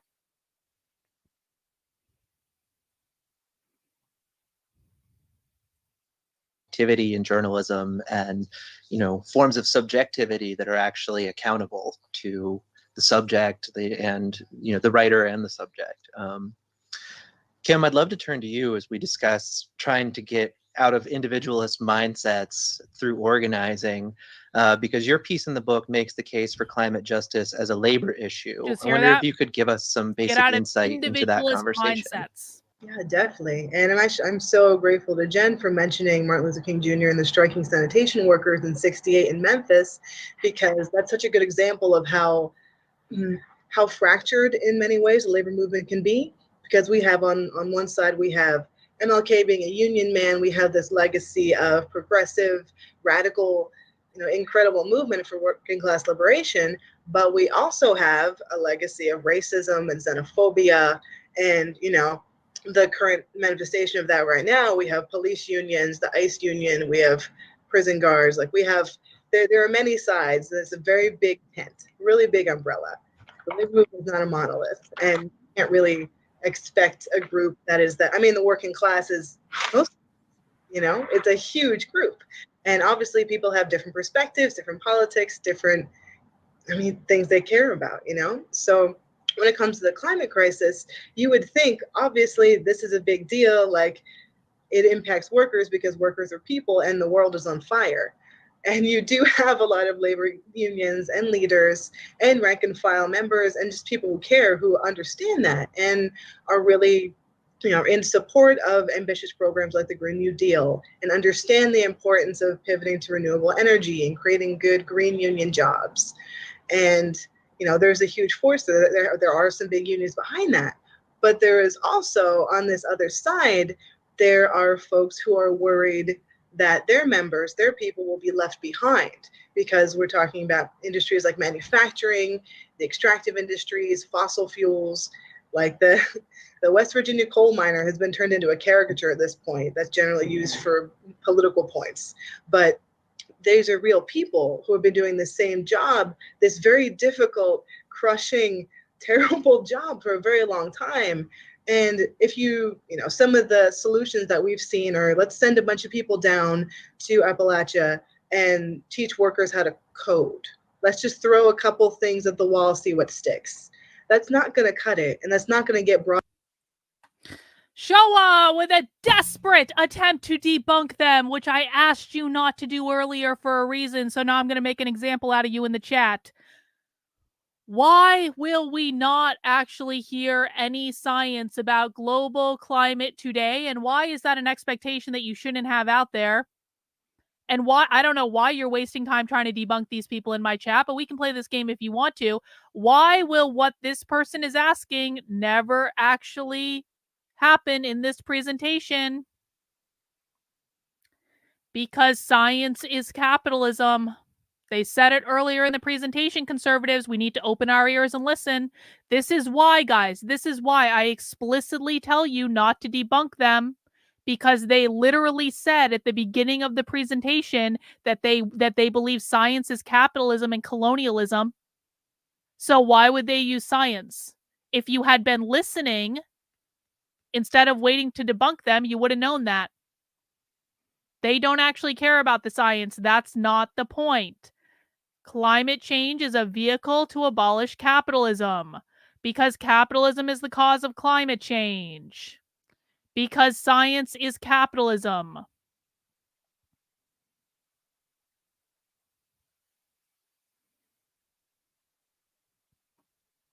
I hope I've made my point and there will be no further debunking. I've only been asking you guys to stop debunking them for an hour now. Broad support from people that you need to really foster this mass movement towards saving the goddamn planet. The idea of a just transition is something that has taken root, and the just part of it is really important. Just transitioning away from fossil fuels towards more renewable energy, like just pivoting like that, you're going to leave a lot of people behind. There are a lot of jobs that are going to be lost. There are a lot of families that are going to suffer if you take this step without consulting. Like Jen said before, when you take these steps without consulting the community, when you make decisions for people instead of with people, and instead of following the lead of people who are directly impacted, this is where the harm happens. And this is a reason why initially, when the Green New Deal made its big splash, the AFL-CIO was publicly, they weren't really down. They were not very supportive, because they felt that they had been left out of the conversation and that some of their members and their workers had been kind of just tossed aside. And obviously you're not going to get anywhere if people feel like that. You can't leave people behind and expect them to rally behind your cause.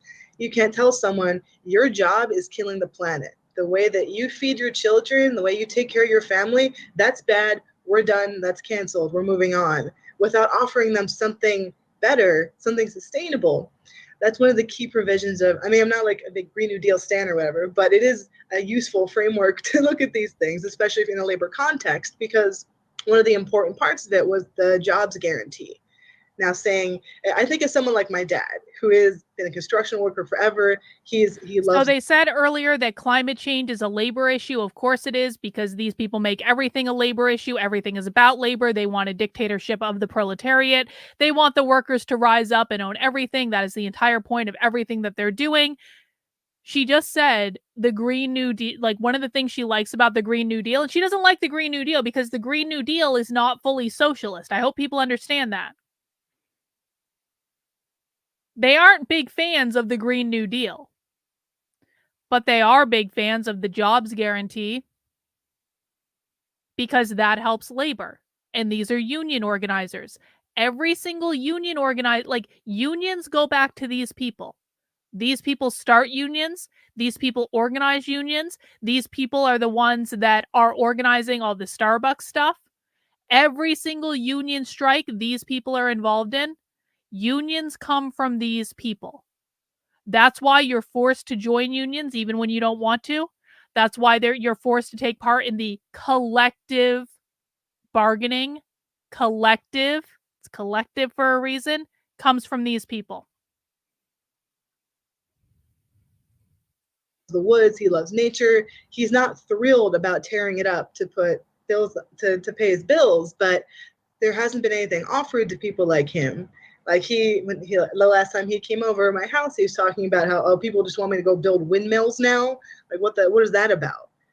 And that's not just saying, okay, we need to go do something else without offering a path and a framework and a guarantee that you're going to get the same pay and the same benefits, and your life isn't going to change in a detrimental way. You're just going to become part of this solution instead of being scapegoated as the problem. There's a lot of work that needs to be done, and we can't just dismiss the concerns of folks who are in this predicament, because like workers need to survive. We're dealing with capitalism. Capitalism has given us very few choices. There's the decline of manufacturing and these traditional working class stronghold industries. Like that has hit people hard. It's not just a political bargaining chip. You know, Joe Biden refusing to ban fracking, yeah, that sucks. And I also understand why he's sticking to that for political reasons, for some practical reasons. It's obviously, we all know it's very complicated, and there are a lot of lives hanging in the balance. It's not just people in labor who are worried about their jobs, it's all of us, because there's only one planet. So it has been encouraging to see that there has been movement towards embracing a greener future and towards pushing for these jobs and towards organizing new sectors. I mean, the green energy sector is barely unionized. We can work on that now. Like, there are things that can be done, and there are more conversations that need to be had. And I feel like I'm rambling a little bit, but this is important, right? And so that's kind of the tension there, right? Like, we all know that the vast majority of people know and accept that there's a problem, but we're also living under capitalism, and those two things it's not lining up as well as it could. Definitely. I don't think it's any secret that capitalism presents a lot of challenges for anybody trying to organize around climate justice. I think what you were saying about, fundamentally, like the old organizing adage of trying to meet people where they're at, and I think Maya and Jen touched on this as well, as journalists covering the climate, that can be a very tricky thing because it has such a polarized political situation, unfortunately. But Kim, I wanted to stay with you, and we always hear about how union membership is down the last several decades, and how it's down with it's especially low with younger age groups.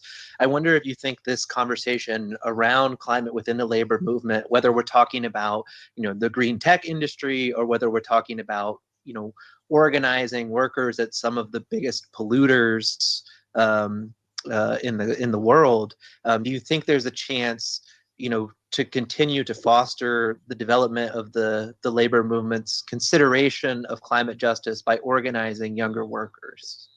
Definitely. I think we have an incredible opportunity right now, because the younger generation so many young people are so much more politicized and aware and engaged than they were when even I was younger, and I'm not that old.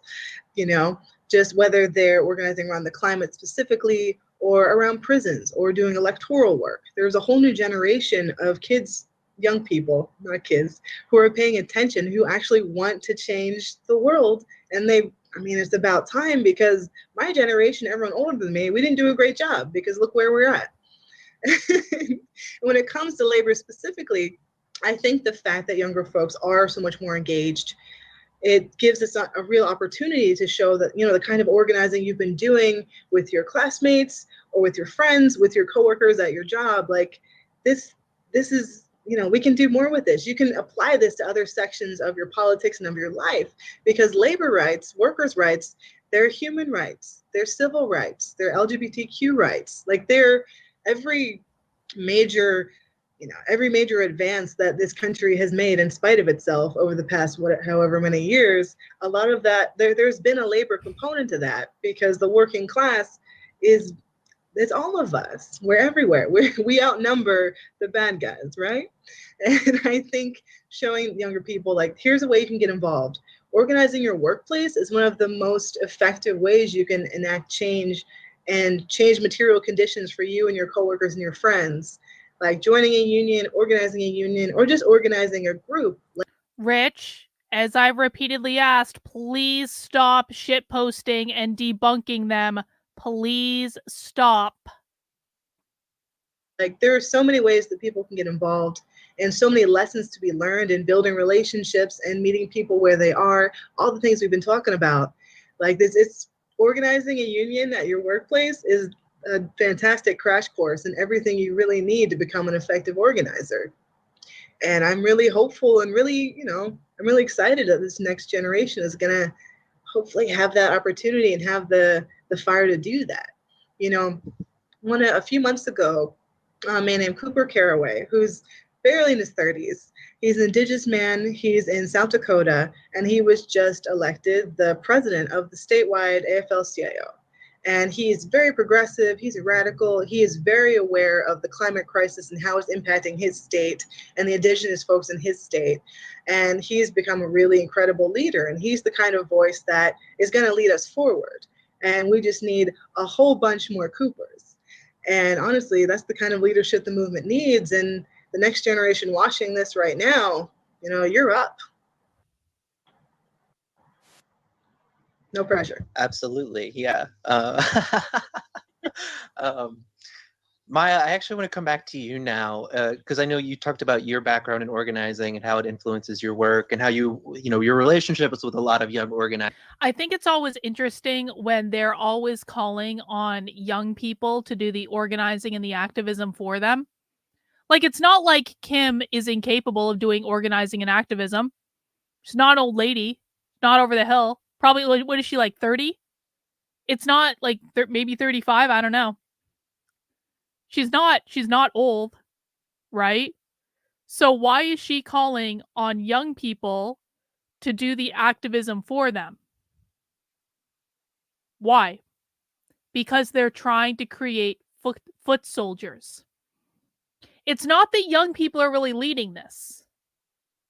The people that you see protesting in the streets with the crazy pink hair, yelling at people, raising their fists, all that stuff, all the cringe bullshit you see on libs of TikTok of like the young people making these TikTok videos talking about all the crazy stuff they're doing.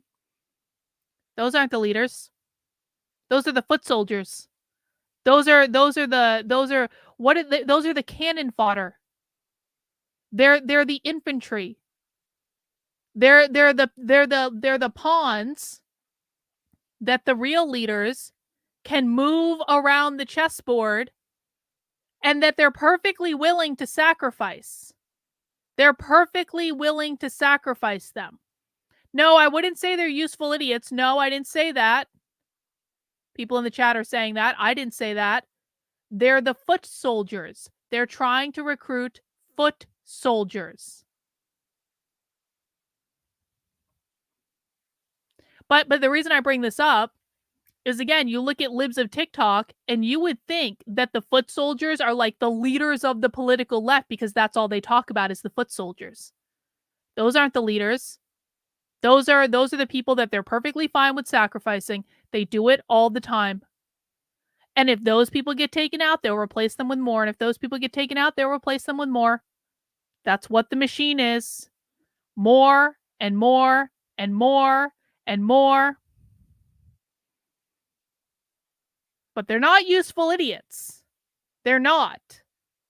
So I need everyone in the chat saying they're useful idiots to stop, because they're not. There are young people who believe in this because, remember, those young people have been learning this every single day in school since they were 5 years old. They're not useful idiots. Useful idiots don't know what they're doing. The young people they're talking about know what they're doing.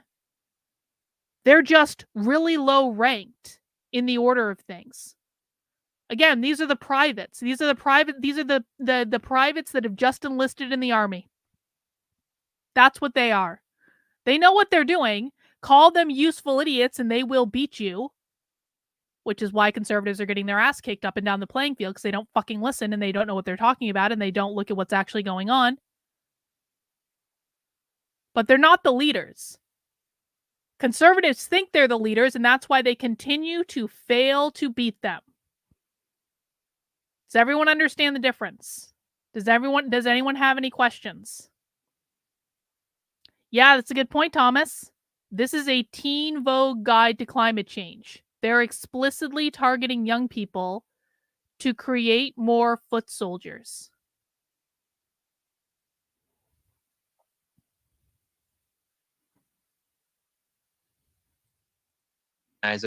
Is foundational to a lot of your reporting. I was wondering if you could, give us some insight, sort of the same question I just asked Kim, but, even beyond the labor context, whether you see these sort of opportunities within climate justice work to, organize against things, not just like capitalism and colonialism, but, these broader forces that create the conditions where, climate devastation becomes a reality.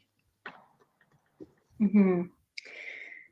Yeah, I think that if we're having a roots-based approach to what the climate crisis is, I think that we can recognize where systems of oppression and injustice are showing up in our everyday, and everything is deeply connected. I know that we keep coming back to it, but it really is. And so I think that if, folks are tending to rights in the workplace, that's significant because it's also giving people the capacity to be able to then organize in their community. If people are dealing with a housing crisis, that reduces the capacity of a community to then organize for protecting water and protecting the land from different forces that are threatening to destroy it. And same thing with food security. And I think that because all of that is connected, it's the different ways that we can organize on best equipping ourselves to be well, and what that means to be in community and in that space of being really nourished and having the capacity to then imagine beyond the confines of colonialism and capitalism and what our everyday society is that is so profoundly unjust. We're able to have a stronger ability to then push beyond it and to challenge that status quo. And, we saw that with the election with Biden. He was pushed incredibly hard by communities on the ground organizing. And we'll see how that manifests if it, the traction that can get. But it just goes to show what happens when people are challenging these limitations, when people are able to provide that care for each other. And I always think too about what this well-known Indigenous scholar Leanne Simpson has said, and she really emphasizes the importance of localized governance, localized food systems, a resurgence of community dependency and care, because it just makes it where we have the resilience and the ability to mitigate the harms that people are already experiencing from extractivism and climate change, and then able to continue to move forward with organizing. Yeah, absolutely. I think that's a fascinating framework to consider that from, especially with the explosion of mutual aid organizing we've seen in response to the pandemic. And I think even that in some ways reminds me of... Mimi, this is actually a great point. Capitalism is unjust. These people are social justice activists because capitalism is considered the opposite of justice. Capitalism is unjust, unfair, because it allows some individuals to have more resources than other individuals, because capitalism means private property ownership. So if you have a system which has private property, some people, because of individualism and meritocracy, the things that uphold capitalism, are naturally going to have more private property than other people. The fact that some people have more than others is inequitable because it is an uneven distribution of the resources that results in disparities, and that inequitable distribution is unjust. Does everyone understand? Justice is equated to equity. Equity means equality of outcomes, not equality of opportunity. What happened in Puerto Rico after Maria, with a lot of the communities down there, building up resources for community-based care.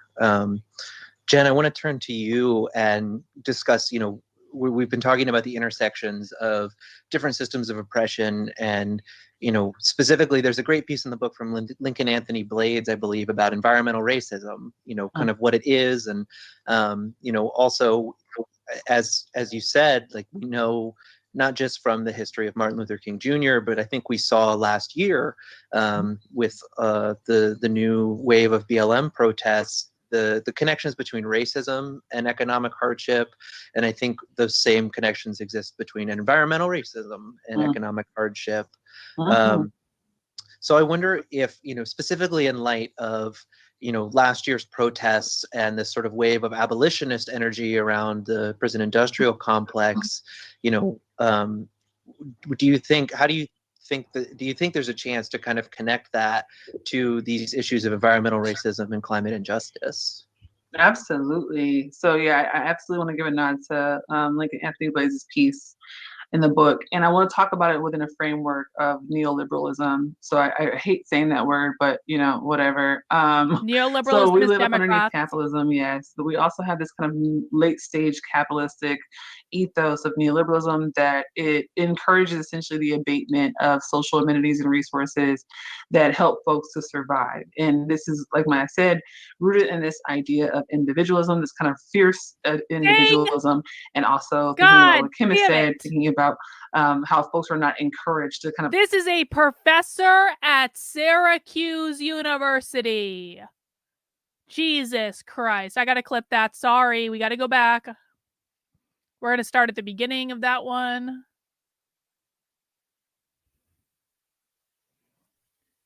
I'm going to combine those two clips we got about capitalism and individualism together. The Lincoln Anthony Blades' piece in the book, and I want to talk about it within a framework of neoliberalism. So I hate saying that word, but whatever. So we live up underneath capitalism, yes, but we also have this kind of late stage capitalistic ethos of neoliberalism that it encourages essentially the abatement of social amenities and resources that help folks to survive. And this is, like I said, rooted in this idea of individualism, this kind of fierce individualism, and also thinking about what Kim has said, thinking about how folks are not encouraged to kind of own their own labor. The state is trying to own every unit of labor, and that means also owning people's personhood and citizenship. And so neoliberalism is a system that actually encourages private industry to kind of be the middle actor between the government and the people.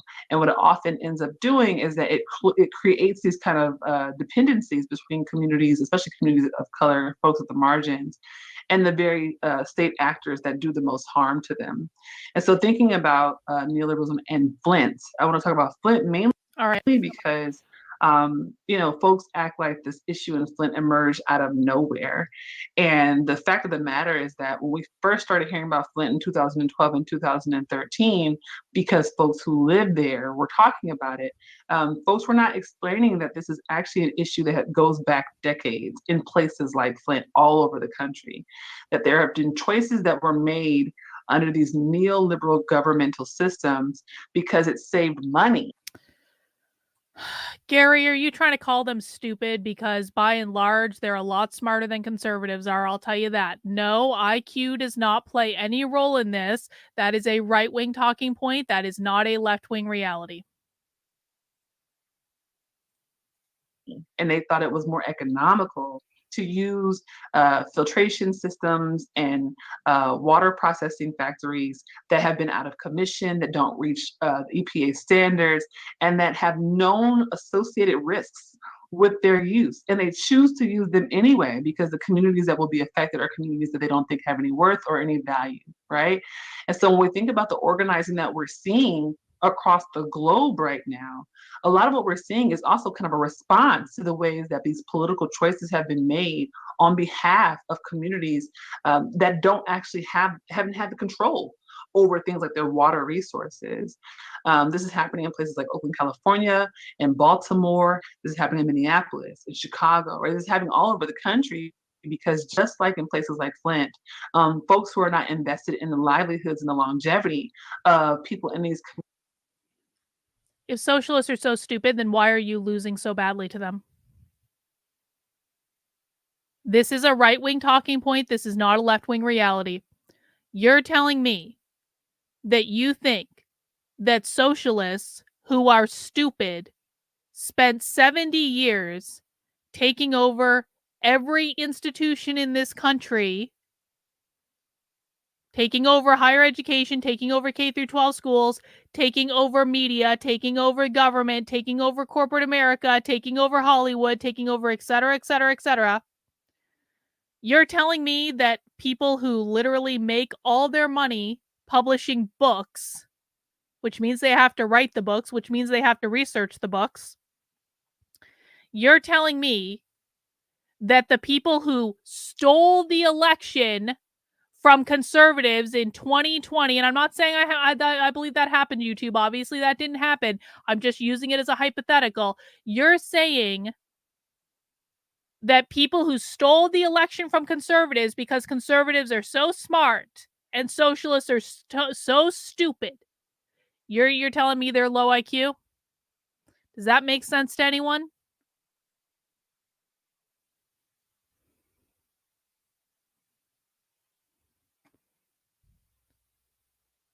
The left is not stupid.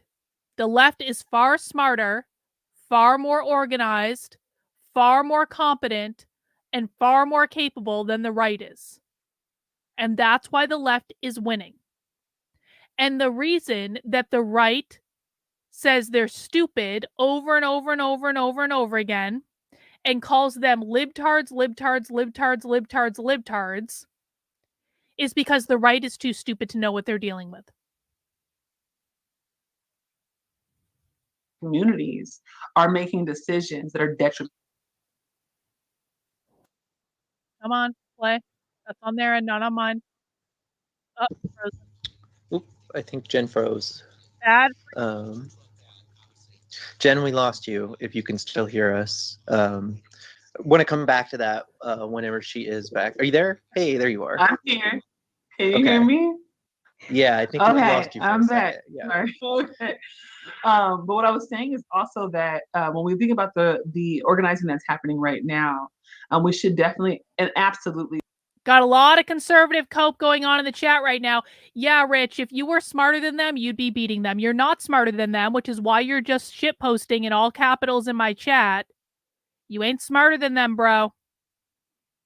If you're smarter than them, then what the fuck are you doing? Go out and beat them. Yup, Stony Baloney, that's exactly what it is. They've just all been duped. All of them. All of them. A concerted effort to take over every institution in this country that has lasted over 70 years. They were just all duped, bro. They're just all big dummies that were all duped. Do you guys even hear yourselves? I know that you guys are desperate to think that you're smarter than these people, but you're not. And that's why you're losing. And you could be spending this time here asking questions about what they're doing, taking notes on what they're doing, coming up with strategies to counter them. But what's happening, again, is that I keep having to stop the presentation to reprimand conservative fucking retards in my chat who are not taking advantage of the situation because you guys are too fucking stupid to realize what you need to do because you don't fucking listen. So, we're just going to sit here for a minute. Oh, Rich Buddy, you're about to get blocked. Because the minute that I realized what was going on, I did something about it. You're one of those people, Rich, that claim that you knew what was going on all along, that you've known for years, and yet you do shit about it because you're not fucking smart enough to. We can just say, conservatives, get it all out of your system right now. I keep having to pause the presentation to deal with fucking retard conservatives in my fucking chat. Can you please just get it all out of your system now so we can continue? You're so fucking smart, conservatives, that you're losing to these people. You are so fucking smart that you're losing to them dramatically. Yeah, liquid marble, I get really tired of this too. I get really tired of it too. This is what I spend half of Socialism Saturdays doing now, is dealing with this bullshit. Dealing with stupid conservatives who think they're coming in here to own the libs.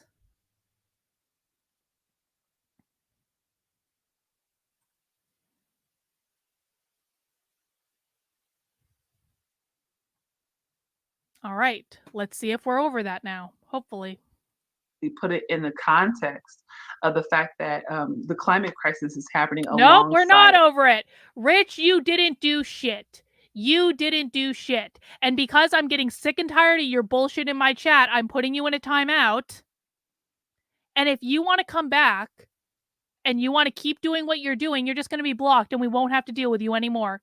Because you haven't done shit for 40 years, bro. I've known what's been going on for 4 fucking years. 4 years. And I've done more than you have in 40.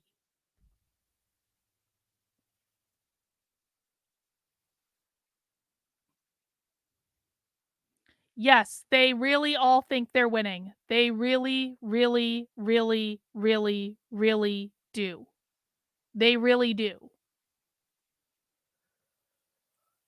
A long history of the exclusion and the intentional repression of the rights of folks in communities that are not deemed of value and not of worth. We've seen this in emergencies that arise like Hurricane Katrina, like Maria in Puerto Rico. I actually was in Puerto Rico a few days after Maria.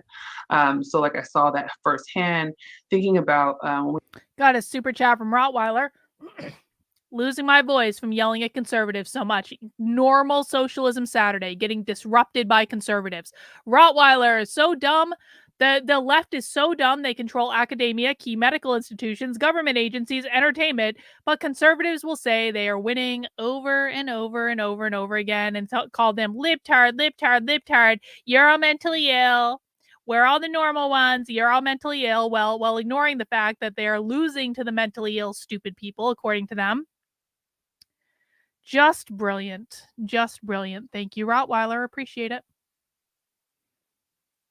We had the 1995 heat wave in Chicago. We saw tons of folks who could have survived this crisis who didn't because the state didn't care about their lives. And so when we talk about environmental racism, it's really the kind of culmination of both the systemic factors of the state not providing the security and the amenities that they are supposed to guarantee to folks who live here. But it's also alongside this idea that certain people have value and certain people have worth. This is why when we talk about Flint, we're not talking about the neighboring suburbs that are predominantly white who have water, right? Flint just got clean water, and the effects of what happened in Flint will be felt for generations, right? We don't know what it's done for folks in terms of pregnancies and childbearing, what it's done for folks' long-term health. And so we don't talk about the kind of secondary surrounding effects of understanding that this is a local thing because people make choices, right? People make choices about how they will or will not care for communities at the margins. And environmental racism is really kind of a term that helps us to understand that. So I think it's important that we always situate all these conversations in an interrogation of the state and the role of the state in our lives, because even though there is this kind of rigid individuality, the state encourages folks to be closer in proximity so that they can continue to extract, and then just kind of interchange and put someone else in that spot and then extract there too. Absolutely. Yeah. I think I want to jump off of that same framework of, the state's role in this and throw to you, Maya, your great piece in the book with the activist explaining, the overlap between climate justice and migrant justice. I wonder if you could just sort of give us, the basics of what that means. Mhm. Yeah, I absolutely love that piece because I learned so much from all the incredible women who I was able to interview and feature. And Maya Menezes, who's the first person featured in that interview, is an incredible organizer. And she brought out incredible points that if we're challenging capitalism and colonialism as the roots of the climate crisis, then Ding. we inherently have to challenge borders because colonial borders are constructed to dehumanize people. And, Hang on. we're seeing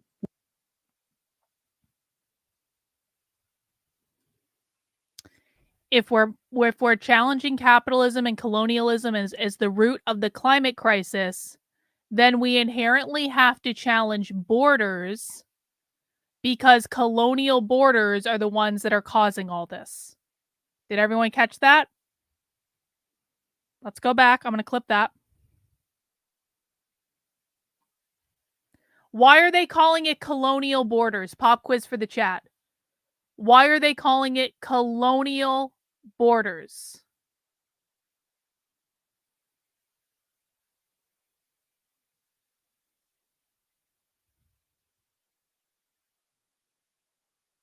What does colonization mean?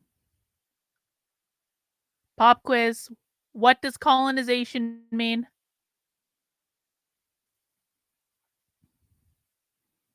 Borders are capitalism and are the opposite of equity. Borders indicate private property. Exactly. What is the definition of colonialism? What is colonialism? Capitalism is privatized. Borders mean private property. Borders represent colonization and the privatization of stolen lands. Yup, offensive saint. Borders are imposed by the bourgeois. Correct. Why? Colonization is created from capitalism. They're saying borders are capitalist. Close, kind of, almost. Colonization is the making of land private. That's right. Exactly. Colonization is the imposition of capitalism on an existing population. Colonization is when you come in under the oppressive force of capitalism and privatize the previously collectivized land, and you can only create borders for that land if you come in and impose the oppressive force of capitalism on it to privatize it.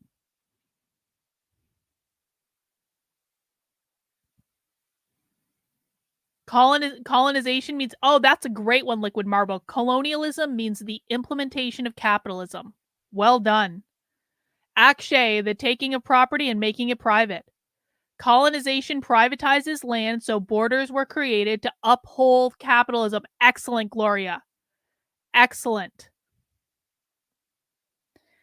Lock stop. As a reminder, the definition of capitalism that socialists have is private property ownership. So it is actually as specific as capitalism. It is. Capitalism means private property ownership. Colonization means taking land that previously belonged to the collective and imposing capitalism on it by privatizing it under the oppressive force of capitalism. That's what that means.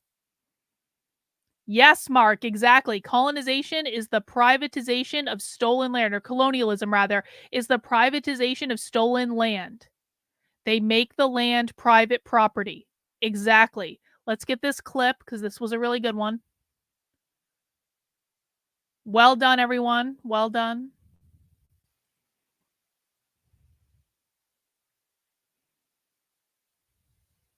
Menezes, who's the first person featured in that interview, is an incredible organizer. And she brought out incredible points that if we're challenging capitalism and colonialism as the roots of the climate crisis, then we inherently have to challenge borders because colonial borders are constructed to dehumanize people. And, we're seeing what's happening right now with the migrant crisis, especially in the States. Goods can continue moving freely across borders, but people can't people who are in dire situations, who are really refugees. They're not able to move across borders, and it's just such an ultimate dehumanization, is that the tools that borders serve, which really just further perpetuate the legacy of colonialism and capitalism, which has to dehumanize in order to function and thrive. And the other point that she made that I thought was really powerful is pop quiz for the chat. Why does capitalism have to dehumanize? She said that twice.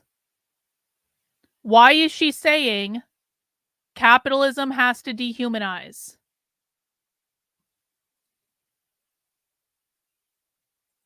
I already answered you, bro. I already answered you. Colonialization is a completely different word than capitalism. It's about the implementation of capitalism. I already answered you.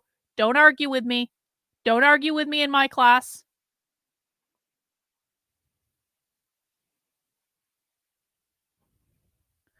Why does capitalism dehumanize? Pop quiz. Capitalism has to dehumanize because certain people are not useful. Excellent, Liquid Marble. Excellent. Well, for the moment, Rich, but you keep up with the bullshit, you're not going to be around for much longer. I promise you that. You're not, Rich, you're not getting timed out next time. You're getting banned. So if you want to stay here, stop the bullshit.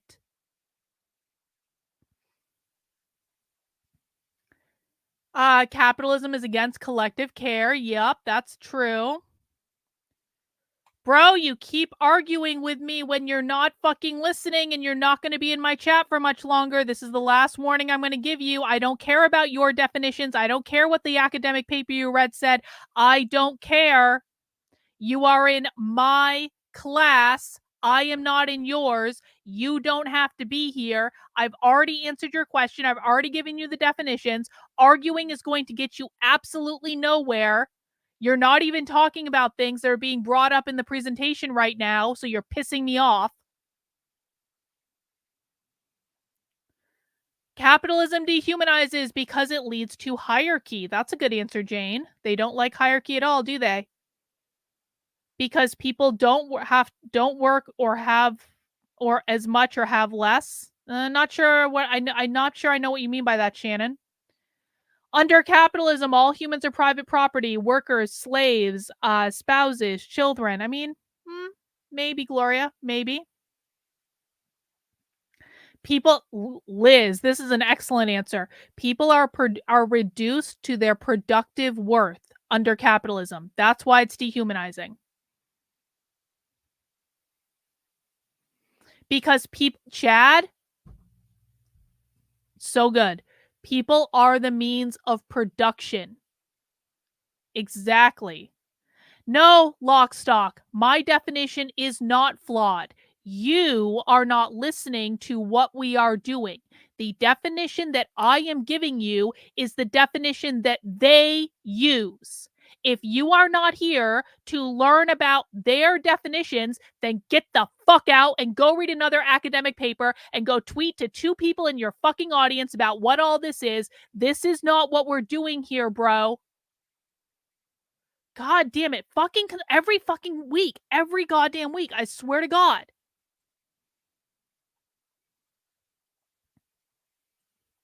Capitalism values one's contribution, not necessarily their personal needs. Yup. Agree with that.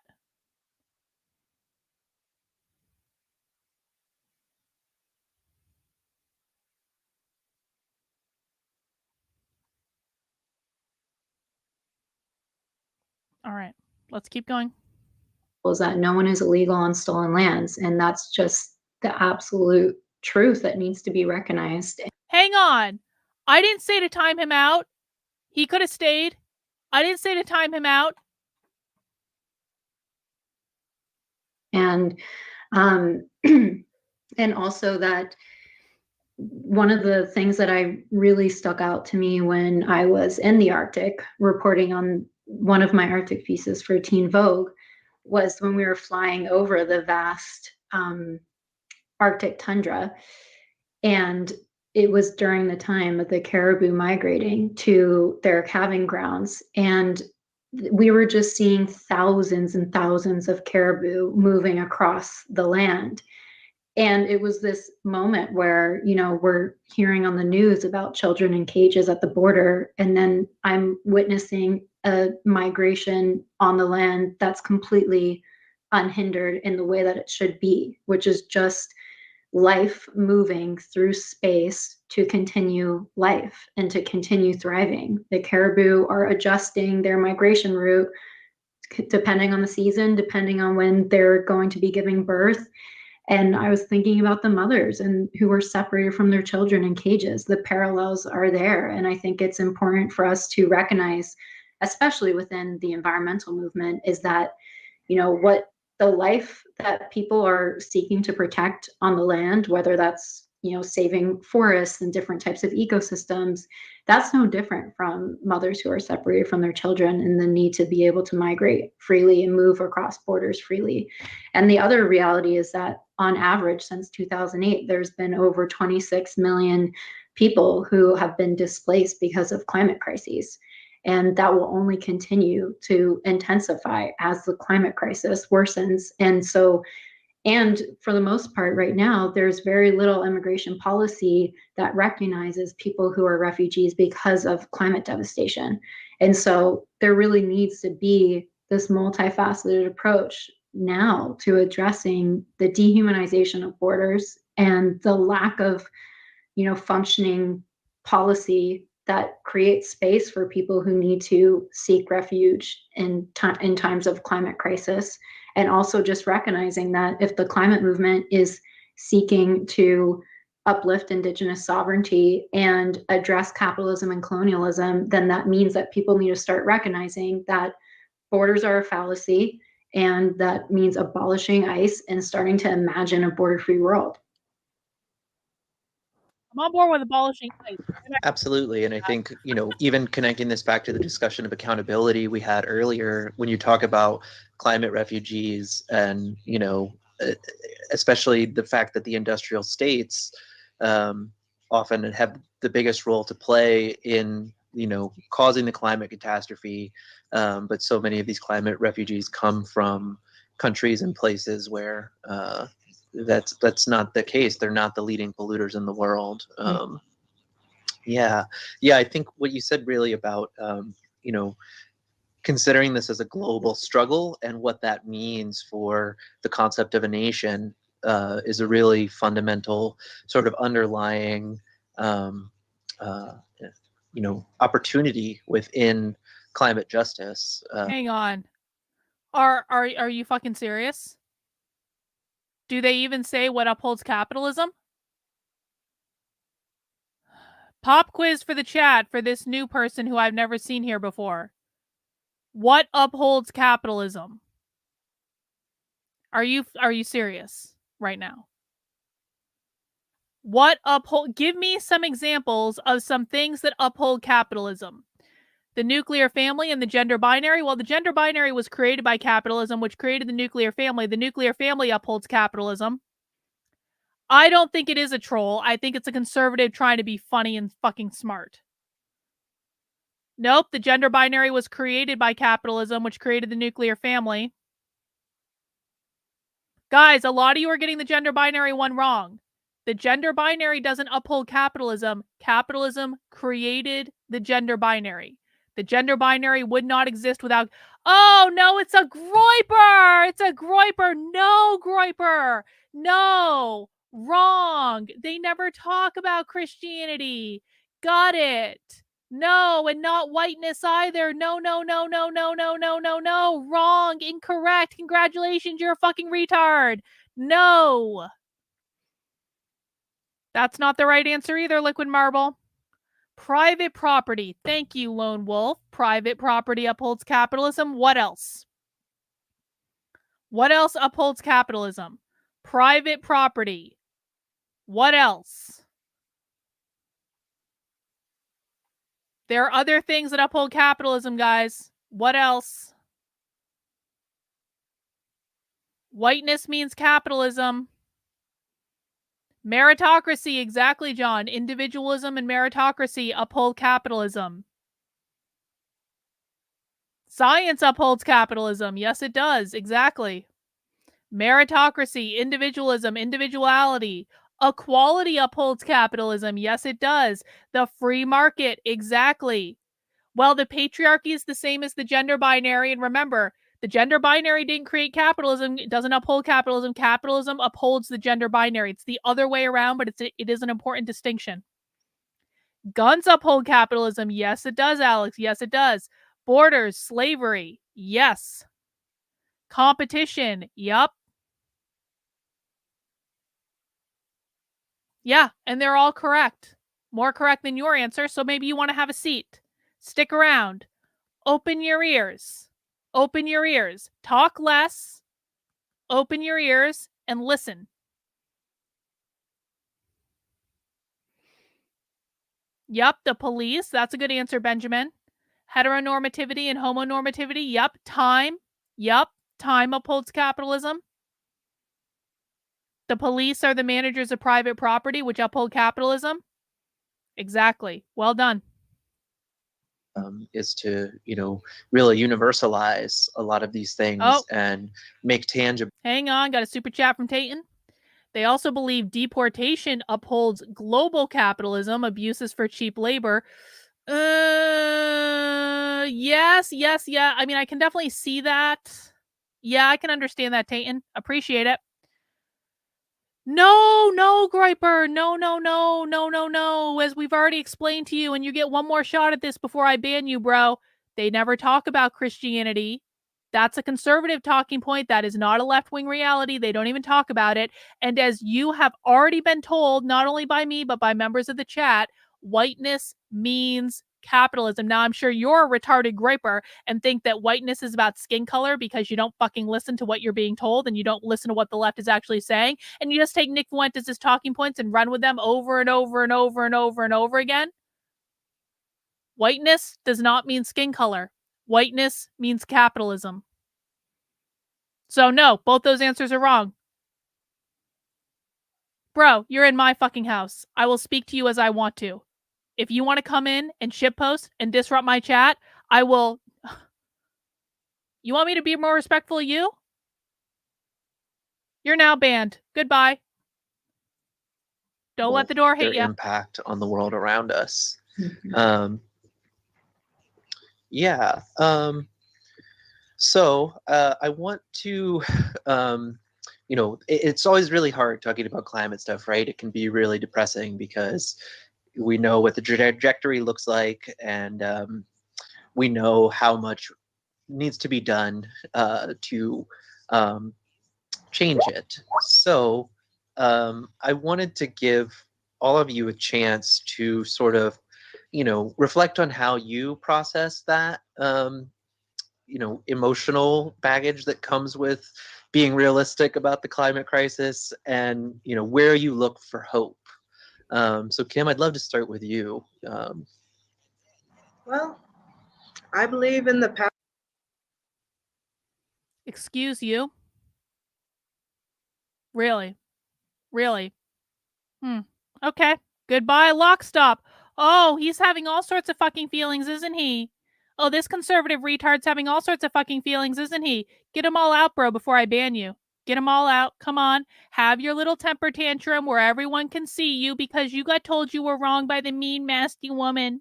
You just wanted to be told you were right. You just wanted a pat on the head and a gold star because you read a philosophy paper. Cry hard for all of us right now, bro. Cry. Put on a nice little show for us. And then we're going to ban you because you're not smart enough to be here. Is that all you got? All right. Goodbye. Every goddamn week. Every week. Power of the working class. Right now I'm in Bessemer, Alabama, about a mile down the street from a huge Amazon warehouse where right now workers, predominantly Black, predominantly women, are trying to organize and win what will be the first Amazon union in the entire country. And it's huge deal. Like, this is one of the poorest towns in Alabama, and these workers who are dealing with the richest man in the world, who I guess just kind of quit. I guess he's that scared. Well, he stepped down to executive chairman, so I don't know how big of a step down that is. It's still fun. It's still fun. They're trying to well, that's the thing. This giant corporation is trying to distract us from the fact that the workers who actually create all the value are standing up for themselves and saying, no, we've had enough of this. We deserve our fair share. You know, we don't want a slice of the pie. We want the whole damn bakery, which is what they deserve. And seeing that happen here, seeing these workers who are already so marginalized, going up against this gigantic corporate behemoth, that gives me a lot of hope that, you know, we can replicate this on a bigger scale. Like, we can go up against the oil and gas industry. We can tear down the lobbyists. We can force the generally useless government of this country to do what we want if we actually work together. You know, general strikes are not just a fun hashtag. You know, we literally have a world to lose. And just seeing workers come together, seeing people come together and work collectively for the collective good, that always, you know, that warms my heart. And it also, it's just inspiring and lovely. And I'm a little Pollyanna-ish about this stuff. I'm a labor reporter. It's been a weird year for everyone, but that's what really inspires me. Seeing that, you know, we have accomplished so much. We have so far to go, and the deadline, the clock is ticking, and there's so much at stake. But I believe that we can do it if we work together. And if that's a Pollyannish view, then, you know, what's the alternative? Curling up in a ball and shaking? I'd rather be a Pollyanna about it. Yeah, we're not doing doomerism. Pollyanna just means like Skype call naive. tonight. Naive. Maya, I'd love to hear from you next about how, you know, you sort of balance the reality of despair and the necessity of hope. Mm-hmm.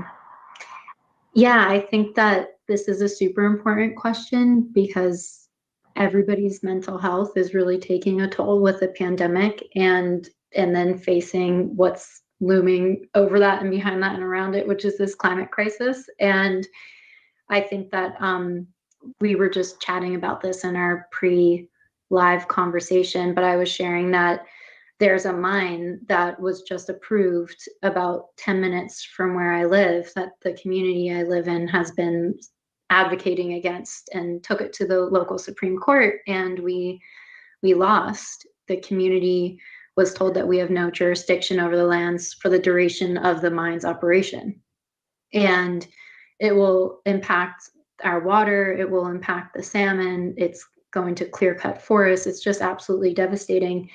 And I was speaking with one of the people who are on the council here, and I was just grieving the news of this mine and really feeling like, should I just not fall in love with the land? Should I just stop falling in love with life and everything? Because there's so much loss right now, and especially with just how I mean, I was actually surprised that they banned him, if I'm honest about it. I was surprised, like, okay, so for people who don't know this, and this is not about the presentation, but we've been detouring the whole presentation, so why don't we do a detour when I'm not yelling at people in my chat? Nick Fuentes got banned on X again the other day. His Autumn Groiper account got banned. It was up to someone like 40, like almost 50,000 followers or something like that. That account was a good run, man. That account was a really good run. I'm surprised they banned it. He didn't really seem to do anything, but maybe they're just cracking down overall, but he'll be back again. Of course he'll be back again. I don't even know why they tried to pretend it wasn't him. I mean, I do know why, because like they're trying to like, it's stupid that they like every time I hear the Groipers like say like, oh, it's a friend of Nick's that's managing that account. It's like, bro, kind of just fucking own it, please. Please. Literally just own it. Like, you make a bigger point when you just own it. Yeah, it was Nick Fuentes, and he didn't say anything wrong, and they still banned him anyway. Because they don't actually believe in free speech. Whatever, he'll be back. It wasn't, though. He has a Telegram where you can see all of the posts that he makes. There was nothing that was like that stood out to me, at least, as overtly anti-Semitic. Not any more than like his normal stuff, anyway. So, I don't know. Yeah, they demonetized a bunch of people this week. on not just like on different platforms too. So maybe they're cracking down again. Elon got the call or whatever. Corporate abuse and these structures that function from such a place of greed and dehumanization just can continue steamrolling. And the council member, she just told me, I would rather experience the fullest depth of love and then have to navigate that fullest experience of grief. And it was really grounding and refreshing for me to hear that. And I just think it's so important to remember. And also, Leanne Simpson the Indigenous writer and scholar, she has said sadness is a reason to act. And I think that, we can still feel a sense of agency and collective power through our grief, because it will always be a reason to act. And something that I've always felt in community and on the ground with reporting and writing about these different issues is that communities really have these, never ending reserves of such a deep love for their place and for one another that far surpasses the 16-year lifespan of a mine. It far surpasses, the corporate interest of pushing through a pipeline.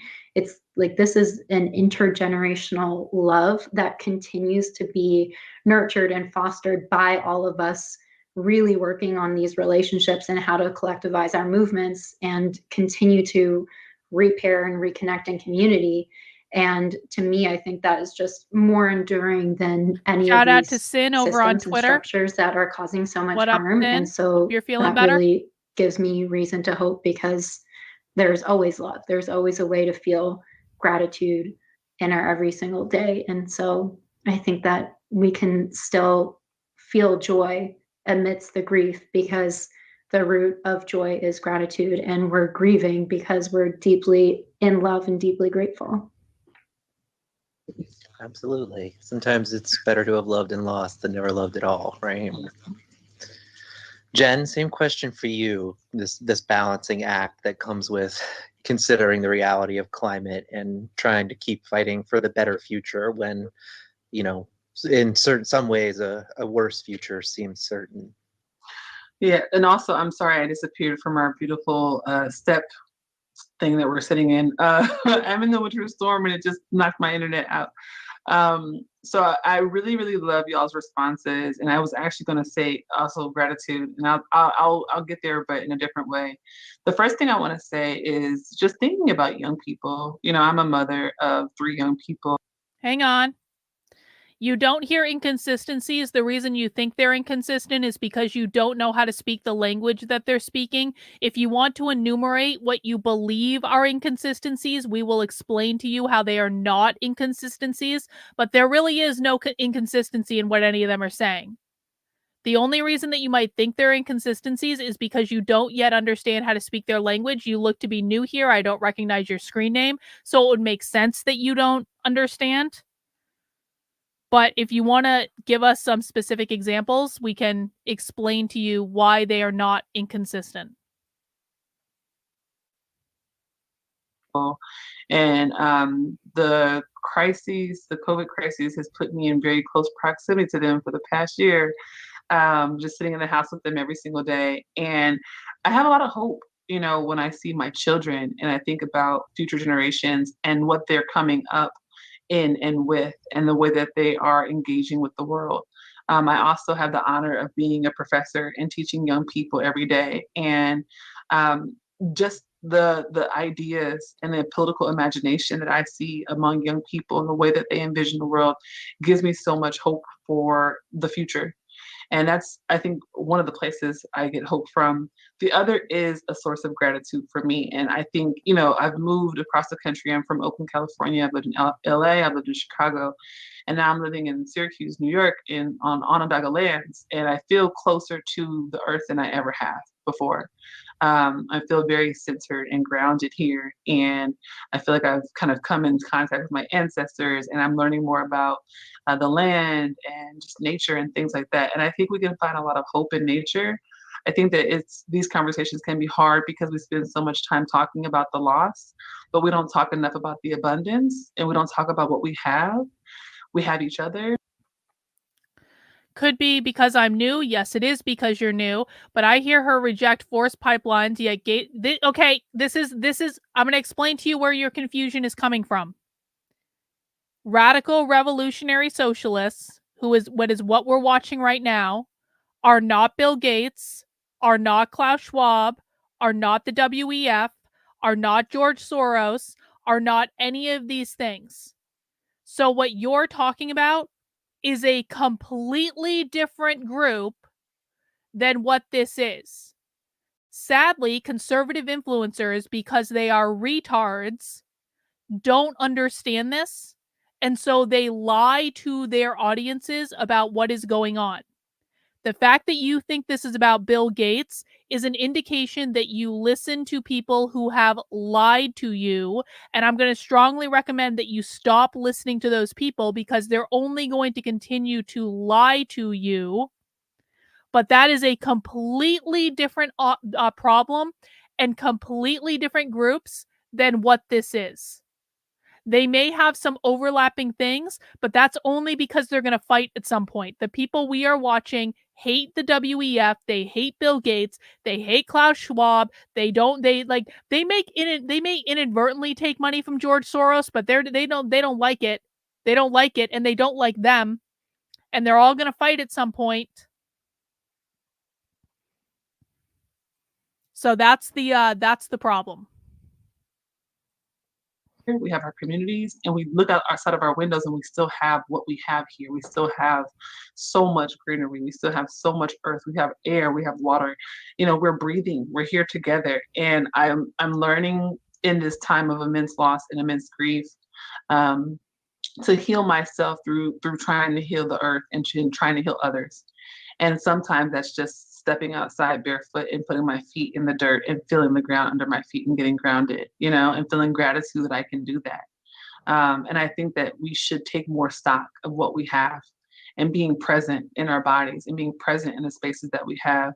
And that's a way we can stop, thinking only about the loss and the grief, because absolutely those are important things and we have to work through them. But we also have to be present in our minds and bodies so that we can, love ourselves and love others and do justice to ourselves. Yeah. I mean, this is so much of it emotionally is wrapped up in a sense of place and questions are always okay. the Ask where them as they come for up. our life to unfold. I want to turn now and take some questions from the viewers. Oh, good. If you're watching still and you want to submit any questions, you should be able to do that. Okay, Lucy, she, her. Gave you a little informational video now, but so I'll start with this one from, sorry for the pronunciation on this, but great. They want to know, how do you navigate the relationship between sort of the planetary nature of climate change and its impact in local activism? So, how do we make these connections between the sort of local grassroots community work and the need to address these systemic global forces? How do we bridge that gap? Anybody want to chime in? I can chime in. I was just having a conversation with one of my friends about this yesterday because CE is defending retard conservative influencers and says, I don't think that conservatives are lying. Yes, they are, but are talking about a whole different group. They don't know that, but some of the ideas the groups have do overlap. Just because the ideas overlap doesn't mean they are the same groups. And the reason I say they're lying is that the only job that conservative influencers have, that any influencers have, that any so-called journalists have, or pundits have, or any of these things, the only job they have is to understand what they are talking about and to explain to you truthfully what is going on. It is true that conservative influencers have no effing clue that the radical revolutionary socialists are different than the WEF globalist Malthusians. They have absolutely no clue. But that is their own damn fault. because they have failed to do their basic due diligence and are completely misleading their audience as to what's going on. So yeah, I'm going to say that they're lying because they haven't done their job.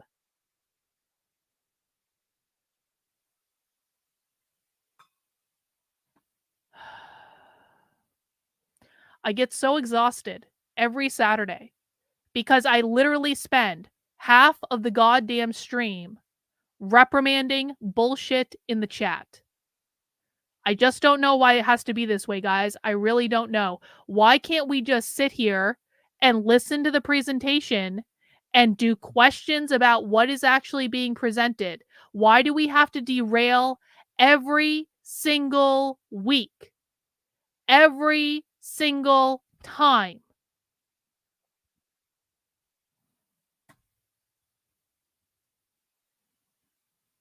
The WEF does not run almost every university and every public school and every library. The president of the American Library Association is not in the WEF. The president of the American Library Association is a radical revolutionary socialist. They are two different groups. That's, Alex, that's actually like, I wish there was a way to do that. That's like really not a bad idea. I can do a 24-hour waiting period. I can't do a 2-week waiting period. We have commune plans now at this point in the apocalypse.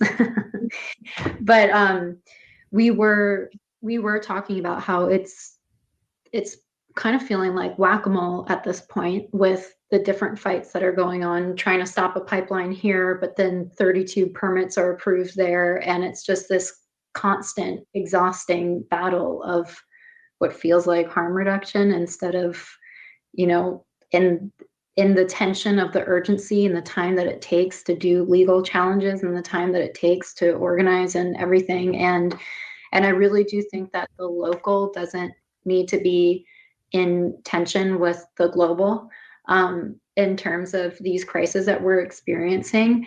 And, you know, going back to what we talked about earlier with when communities have stronger resilience together, like community relationships are stronger, there's redistribution going on, there's stronger reciprocity, there's stronger local governance and jurisdiction, people are better resourced together. I think that will translate to these larger levels and ripple out. You know, for example, with the tar sands in Canada, it's the largest crude oil deposit in the world, and it's a huge industrial project. And that's the source. That's like the head of the snake. And if those local communities had the jurisdiction to say no to, you know, thousands of different development projects that are happening in that region, that would spell out victory and impact for the rest of the world. And it's just like how one success in one area, it can show another community how to do it themselves. And so I think that, you know, we should also give credit to just how interconnected we all are and how important each milestone really is, and that by focusing on creating resiliency in all those different dimensions that it means to be within community, I really do believe it can translate onto a global scale. Right, like when you're organizing anything, a project, a group, an action, a union, it all starts with that first conversation, one-on-one. You talking to another person, and then talking to some more people, and talking to more people, and building out those relationships and building that community and that network. Like even if you're just from a small town and you want to get clean water, or you want to protect the park, or you want to, there's so like you can do like a smaller project, right? You can do it, and then you can network with other people in bigger communities or communities further away and build it out into like a spider web. You know, it feels very David and Goliath a lot of the time doing this kind of thing, but it starts with one stone, right? It starts with one spark. And honestly, yeah, sure, one person can change the world, but a lot of people working together can do it a lot quicker. Yes. So you have to start those conversations, start that one-on-one and just let it bloom. So I'm going to add one really small thing because I agree 100%. But I think that we get really caught up in the idea that our work has to have this huge global impact and we need to get a Nobel Peace Prize. And, and we read a book one time and we're like, now we've got to go and I've got to end poverty and world hunger. So no, you don't, right? Like starting at home is good, right? Starting in your network, in your community is important. And we've seen a lot with recent crises that have happened. I'm thinking specifically after George Floyd was murdered, we saw folks rushing in to Minneapolis to try and support, folks there, and they ended up overwhelming people. They were inundated, right? You can do the work. You can organize at home. You can join movements that are happening in your community. And I guarantee you that you will have more expert knowledge in your own community, in the places where you've grown up and you've been and you work and you sleep and you eat every day, than you will by hopping on the road or on a plane and trying to go solve an issue in a brand new place you've never been before. So I would say, please absolutely start at home. Start there. Definitely. What's that old saying? Think globally, act locally. Mm-hmm. It's a good one.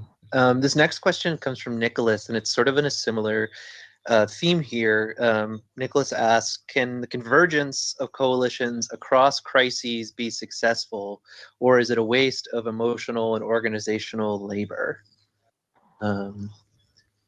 Somebody want to just somebody want to field that? Is there a way to maybe rephrase that? I'm not entirely sure what it's asking. Is it I think like attacking different, like kind of working together across different like labor stuff and climate stuff and civil rights stuff? Like what are we, because everything's connected, right? Like, right. Yeah. I'm not really sure what the person is asking. I mean, I don't want to put words in anyone's mouth, obviously, but I think, there's a temptation sometimes to think that convergence and coalition building can be a distraction or its own sort of Ouroboros. So maybe a different way to think about this is, do you have insight into how we should approach situations when coalition building gets tricky? It's inevitable in the process of organizing that there are going to be difficult conversations. There can be conflict. So, how do we make space for that and think about, how to bring these justice-based mindsets to those difficult conversations?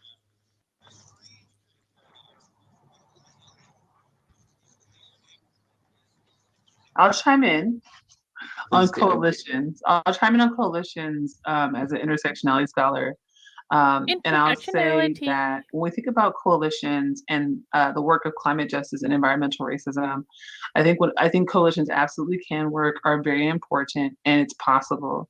But what I also think in this moment is that folks who find themselves working to be allies, co-conspirators, advocates. I don't know all the terms that people are using for basically being good people and doing the right thing right now, but those folks who often see themselves as not as affected or as outside of the problem and think that they are going out somewhere to help people and give back.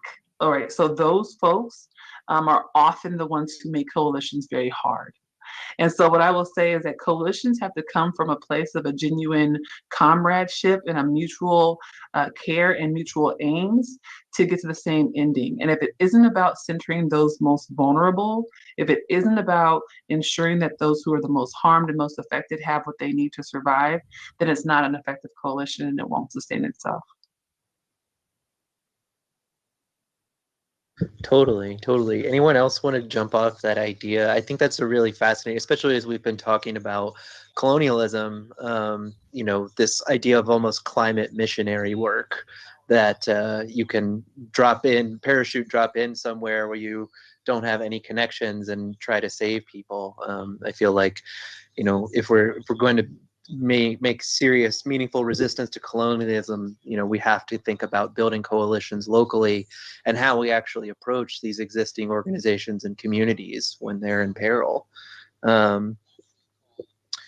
Great. So it looks like this next question is from my mom.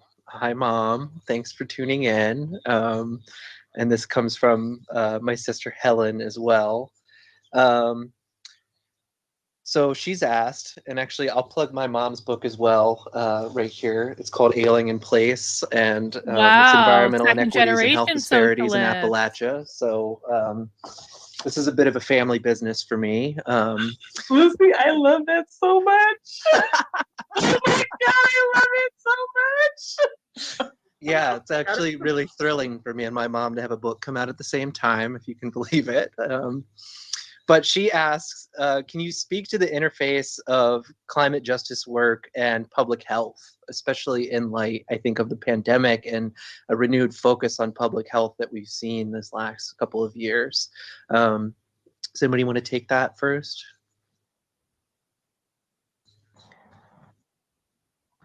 I mean, I would just say I'm not as, I would definitely defer to these two more. But even just thinking about destroying the planet is you're destroying the environment as, writ large, but you're also destroying people's individual environments, individual towns and cities and neighborhoods, whether that's, by spilling toxic chemicals or destroying their water. Or I was just reading a great new book, actually, called Milltown, a woman who grew up in this small town in rural Maine, where eventually the town gained the moniker of Cancer Valley because it was downriver from a paper mill. And the environmental devastation, it wasn't just tearing up the trees and messing with the earth, it was getting into people's bodies. And so there are already so many communities across the world, across the country, that have been weakened and decimated by this kind of environmental destruction, environmental racism, environmental carelessness, that when something like a pandemic comes along, people are already trying to struggle along and survive, without having to deal with all that. Like they've already been knocked back because their environment has been so damaged.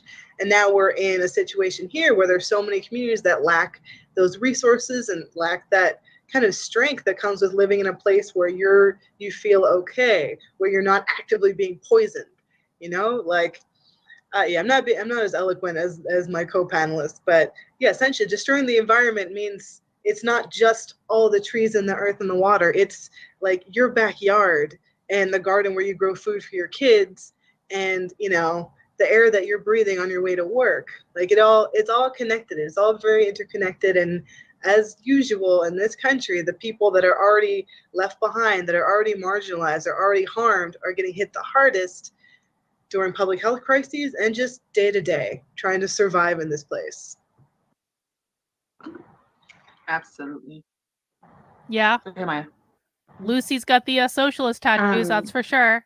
Yeah, I agree with all that wholeheartedly. Good And spot, Lone Wolf. I was actually just interviewing earlier today before this event a young woman named Daphne who's 22, and she's now working with the Biden administration on their climate response. And she's an amazing, inspiring advocate for disability rights being addressed within climate action.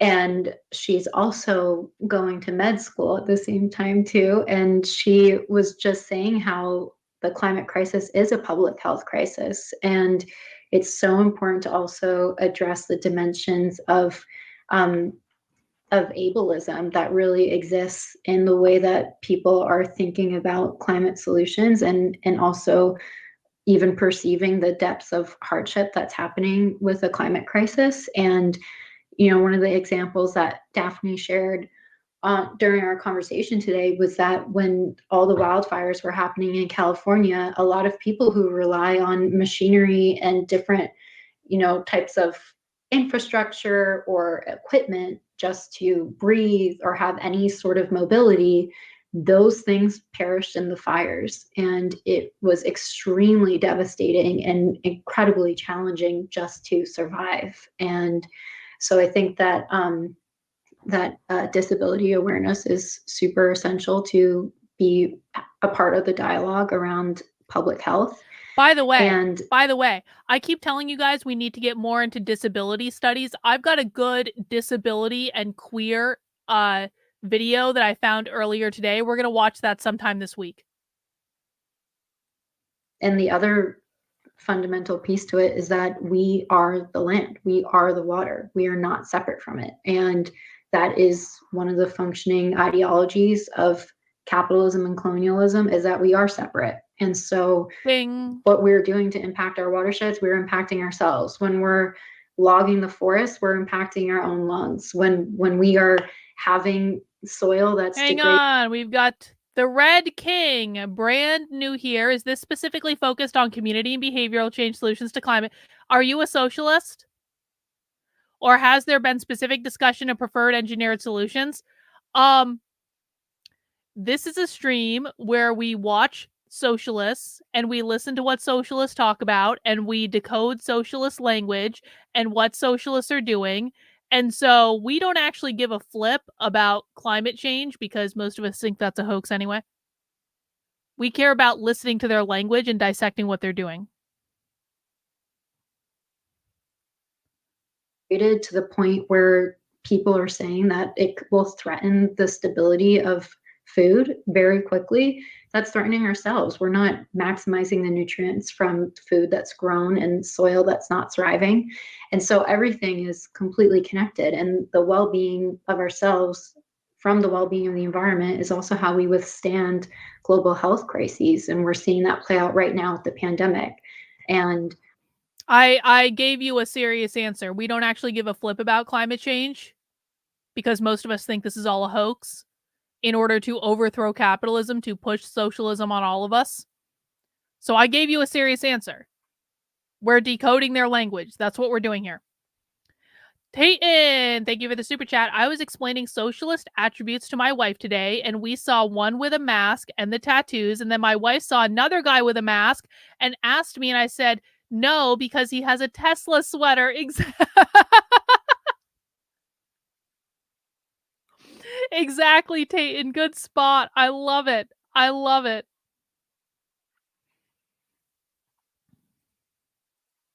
And also just recognizing that this pandemic was perpetuated by environmental destruction and deforestation. And so these intersections must be made, that destroyed environments create public health crises. Definitely. Well said. Okay, we have another question here from Jamie Gorman. Could the panel speak more about the relationship between reporting/research and organizing? How can they work together to address barriers to being heard?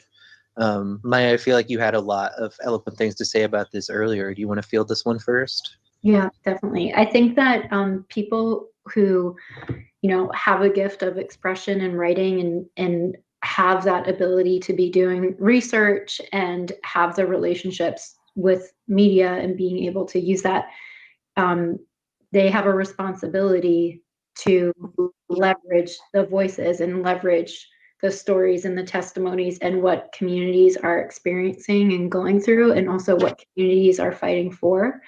And so all of the pieces that I've written and hope to continue writing for as long as I can are always done in a way where my priority is the community, that it will serve as the ultimate amplification and the ultimate tool to coincide with their justice and to coincide with what they are fighting for. And it's just pretty clear that those are the ethics of reporting on these stories. And are you a socialist or a capitalist? Really important to just leverage resources and privilege and networks to help folks amplify the narrative that they need to have out there and to really have their experiences heard and to be seen and to be validated by being accessible in this public way. Absolutely. Kim, Jen, any thoughts on how reporting and organizing can work together to address barriers to being heard? Well, I have a lot of thoughts about reporting on Hang on, Milo has a question. How might we explain this to cons? The WEF can be beaten by just electing politicians who will not go along with their ideas. Marxists have 70 years of institutional power and can't be beaten with elections. I mean, I've tried explaining to conservatives the difference between institutional power and political power. They don't seem to. Well, I think some of them get it and some of them don't. They know in theory that the left controls the institutions. They don't understand yet that you can't defeat institutional power by winning political elections. They think it's just all about the next election, and it's like, not really, because you're not overcoming their institutional power by beating them in a vote, you know? I don't know, Milo. It's a good thing to think about.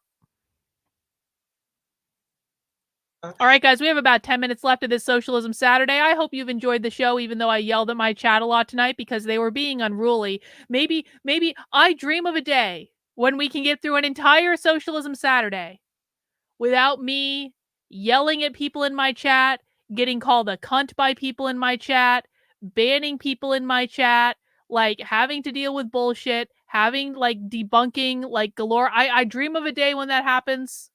I know that everyone here can make that dream a reality someday. All you need to do is come to Socialism Saturday, and when you see bullshit and nonsense in the chat, you correct it. Because the more people in the chat self-correct and self-police, the less I will have to interrupt the presentation in order to deal with the problems. All right? Tayton says, the minute we start paying attention to our country fiscally and culturally, we will have a chance, but it's going to take many years to undo. Well, it's not going to take just many years, Tayton. It's not going to happen in the course of our natural lives. That's not going to happen. All right, guys, let's wrap it up. We have about 10 minutes left. Please make sure you have mounted the like button before you leave. And let's see if they say anything interesting in the last 10 minutes or so. Topics that I'm close to and that I've organized around. First, I mean, I think personally that objectivity is a myth made up by privileged white dudes to make sure that their worldview remains the dominant one. So I'm not interested in pretending to be objective. Holy shit. I almost missed that gem of a clip. Did you guys catch that? That was fucking gold. Hang on, I need to clip that. That was great. This is why we listen to the end every time. That was fantastic. Thank you, Kim. Thank you. First, I mean, I think personally that objective topics. Well, I have a lot of thoughts about reporting on topics that I'm close to and that I've organized around. First, I mean, I think personally that objectivity is a myth made up by privileged white dudes to make sure that their worldview remains the dominant one. So I'm not interested in pretending to be objective. And when it comes to, I mean, everything that Maya said was incredible, and I could not say it any better.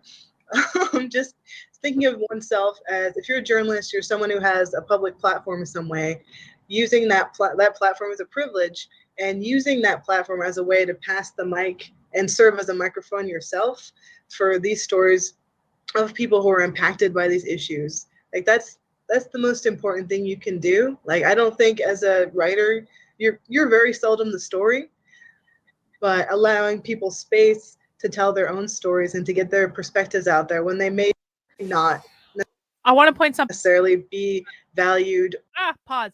When she says that she doesn't believe in objectivism because like it's basically like objectivism upholds capitalism, what she is saying is that she's also talking about reporters. She's saying that reporters have no like obligation to be objective, because if reporters are objective, those reporters are just holding up capitalism. So reporters may as well be like little woke socialist activists. Did everyone catch that?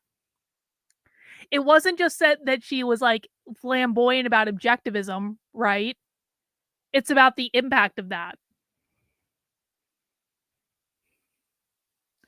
No, that's not true, Gary. They believe in abolishing all private property. That's what they actually believe in. It's not just about power. The 4 goals of the woke left are always and forever the same: gain as much power as possible, destabilize the system, attack capitalism, usher in their Marxist utopia. Capitalism is defined as private property ownership. So no, they don't just believe in power. Power is how they are implementing their vision of the world. Do you understand the difference?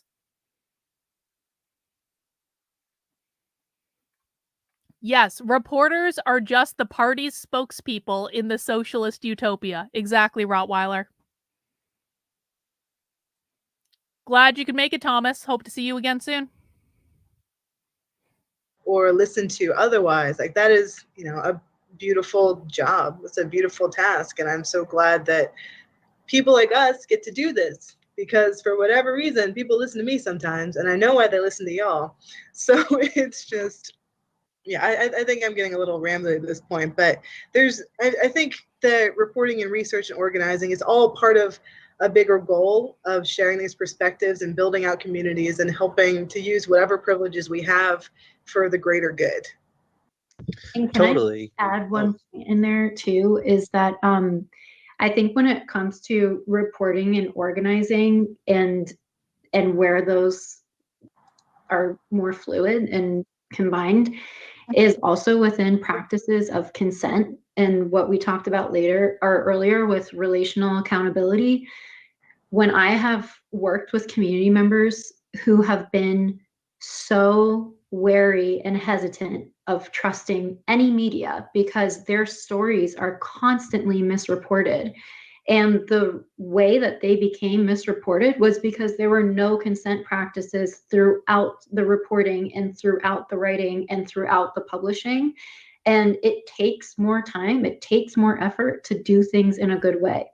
And I think that people who are writing these stories, you must be accountable and you must be responsible to doing it in a good way. Otherwise, it just simply is unethical journalism and it's not an appropriate practice. And I've heard from community members who told a reporter, this happened very recently, you got the nuances wrong with how you are identifying and labeling different Indigenous communities and their perspective on this issue, and it will incite lateral violence. You cannot publish this. And the person went ahead and published it the next day, even though they had received that message. And so, this stuff happens all the time. And I think that if your ethics are really in the right place, and if you're asking yourself and checking in, why am I reporting on the story? What is my real intention here?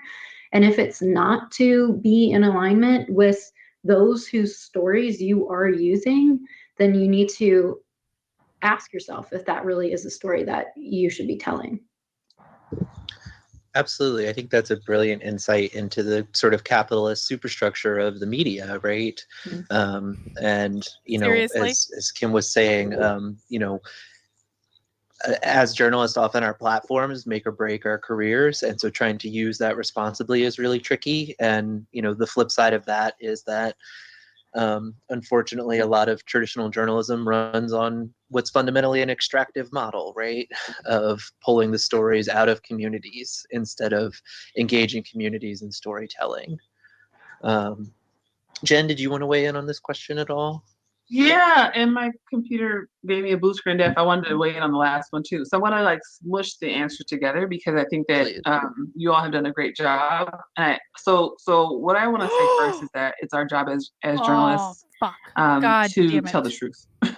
And fucked up my knitting. I hate that I have badly. To constantly. I've been saying this for so long, and I'm like, I have to keep saying it, that our job is not to get the clicks, it's not to have the platform, it's not to be popular, it's not even to be liked. Our job is to tell the truth. And I'm really disheartened and disappointed that we still see telling the truth as radical. The term she doesn't mean the truth. I can understand it theoretically, but it stresses me out. It wears me out, she means because socialist telling the truth truth should not be radical. And I say that in concert with what I was going to say about the last question about public health. Okay. Is that when we know a thing is a thing, we have to call it a thing, right? So a public health crisis, there are many public health crises that we are confronting, and segregation is a public health crisis, right? This is why we know that organizers, especially Black organizers, I think about Charles Hamilton Houston, who was a professor at Howard Law, who actually trained Thurgood Marshall. And his work on segregation was not just about proving to white people that it was bad, but actually showing the conditions that folks were living in. And it was a public health issue. People often associate racial segregation with just education, but it was his work acting as a lay reporter going into communities and taking pictures and teaching folks how to do this work to say, hey, like when you say separate but equal, I want you to see what you mean. I want you to actually see what you mean by separate but equal. And that's how we get into to segregation, right? And so unfortunately, that was radical truth telling. It's the same kind of work that Ida B. Wells did with regards to lynching, and unfortunately, it's been communities at the margins who often have to do this work because the mainstream NYTs of the world were not the ones. No shade, no shade. I just feel like on a Teen Vogue conversation talking shit about NYT. But I'm just talking about history. Because we can read the headlines ourselves. But they were not the ones doing the radical truth telling. And what I'm trying to say about that is that if we are really trying to see a world or create a world that we actually believe can be different, we want to build a world around us where folks actually can live and survive in their bodies and in the communities where they live.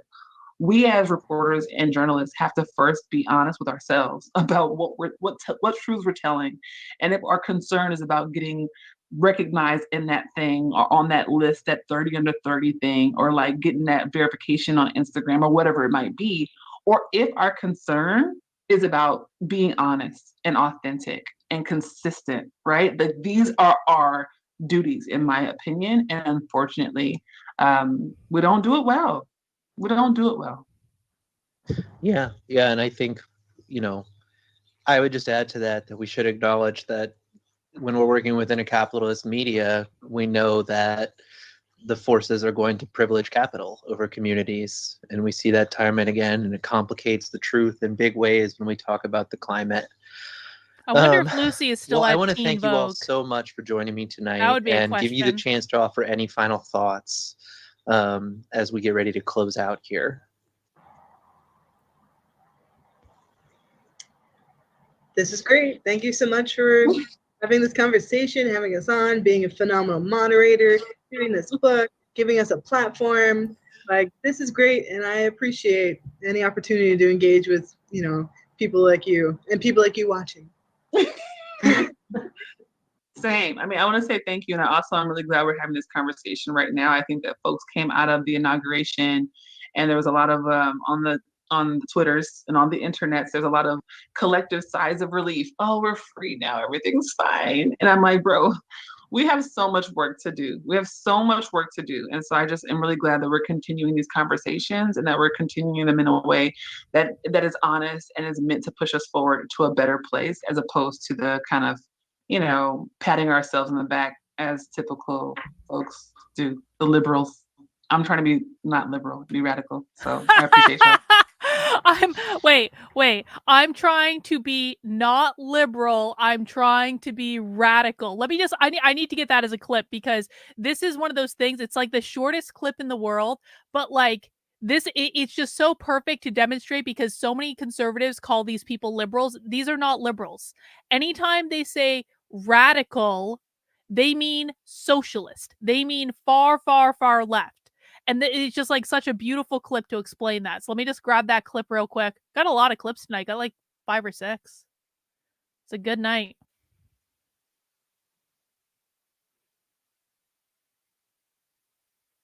Ourselves in the back as typical folks do, the liberals. I'm trying to be not liberal, be radical. So I appreciate y'all. Got it. Thank you, Lucy, for putting this together. I'm so grateful. And I'm just always inspired by these conversations. I feel like we will continue to feel more empowered by having critical conversations. It's helping us understand critical the issues, and so then we can think of the solutions. And I just think creating space to really come together and just be in dialogue with one another around these topics is just so nurturing, especially in these times. So thank you for putting this together, even though we can't be physically celebrating the launch of this book. Well, thank you all again so much for joining me, for your insights and your answers tonight, and all of the work that you've done for us. The book is No Planet B, a Teen Vogue Guide to the Climate Crisis. I don't know if it'll show up, but pub date is next Tuesday, February 9th. You can get it now on haymarketbooks.org. Thanks everybody for joining us tonight, and hope to see everyone again soon. All right. That wraps us up for this episode of Socialism Saturday. We got a lot of great clips, learned a lot. Not so much about the climate crisis, of course, but just about like socialist language and stuff like that. So I appreciate it. As a reminder, guys, I do not stream on Sunday unless there is an extenuating circumstance, and I don't plan for that to change tomorrow. But how you can join me on Sunday is we are doing movie night in the supporter Discord, and we are watching The Last Starfighter. I've never seen it, but Jennifer claims that it's awesome, and Jennifer actually picked out a pretty good movie last week that I had never heard of before. And so, we'll roll with it. We watch a new movie every Sunday night at 8 p.m. in the supporter Discord. So if you want to come join me for The Last Starfighter, we are going to be watching that tomorrow at 8 p.m. How you get access to that is by heading over to my Substack, which is Carlyn, KARLYN.substack.com, and signing up as a supporter for $8 a month or $80 a year. That is going to get you access to the Substack. It's going to get you access to the community Zoom call. It's going to get you access to a variety of stuff.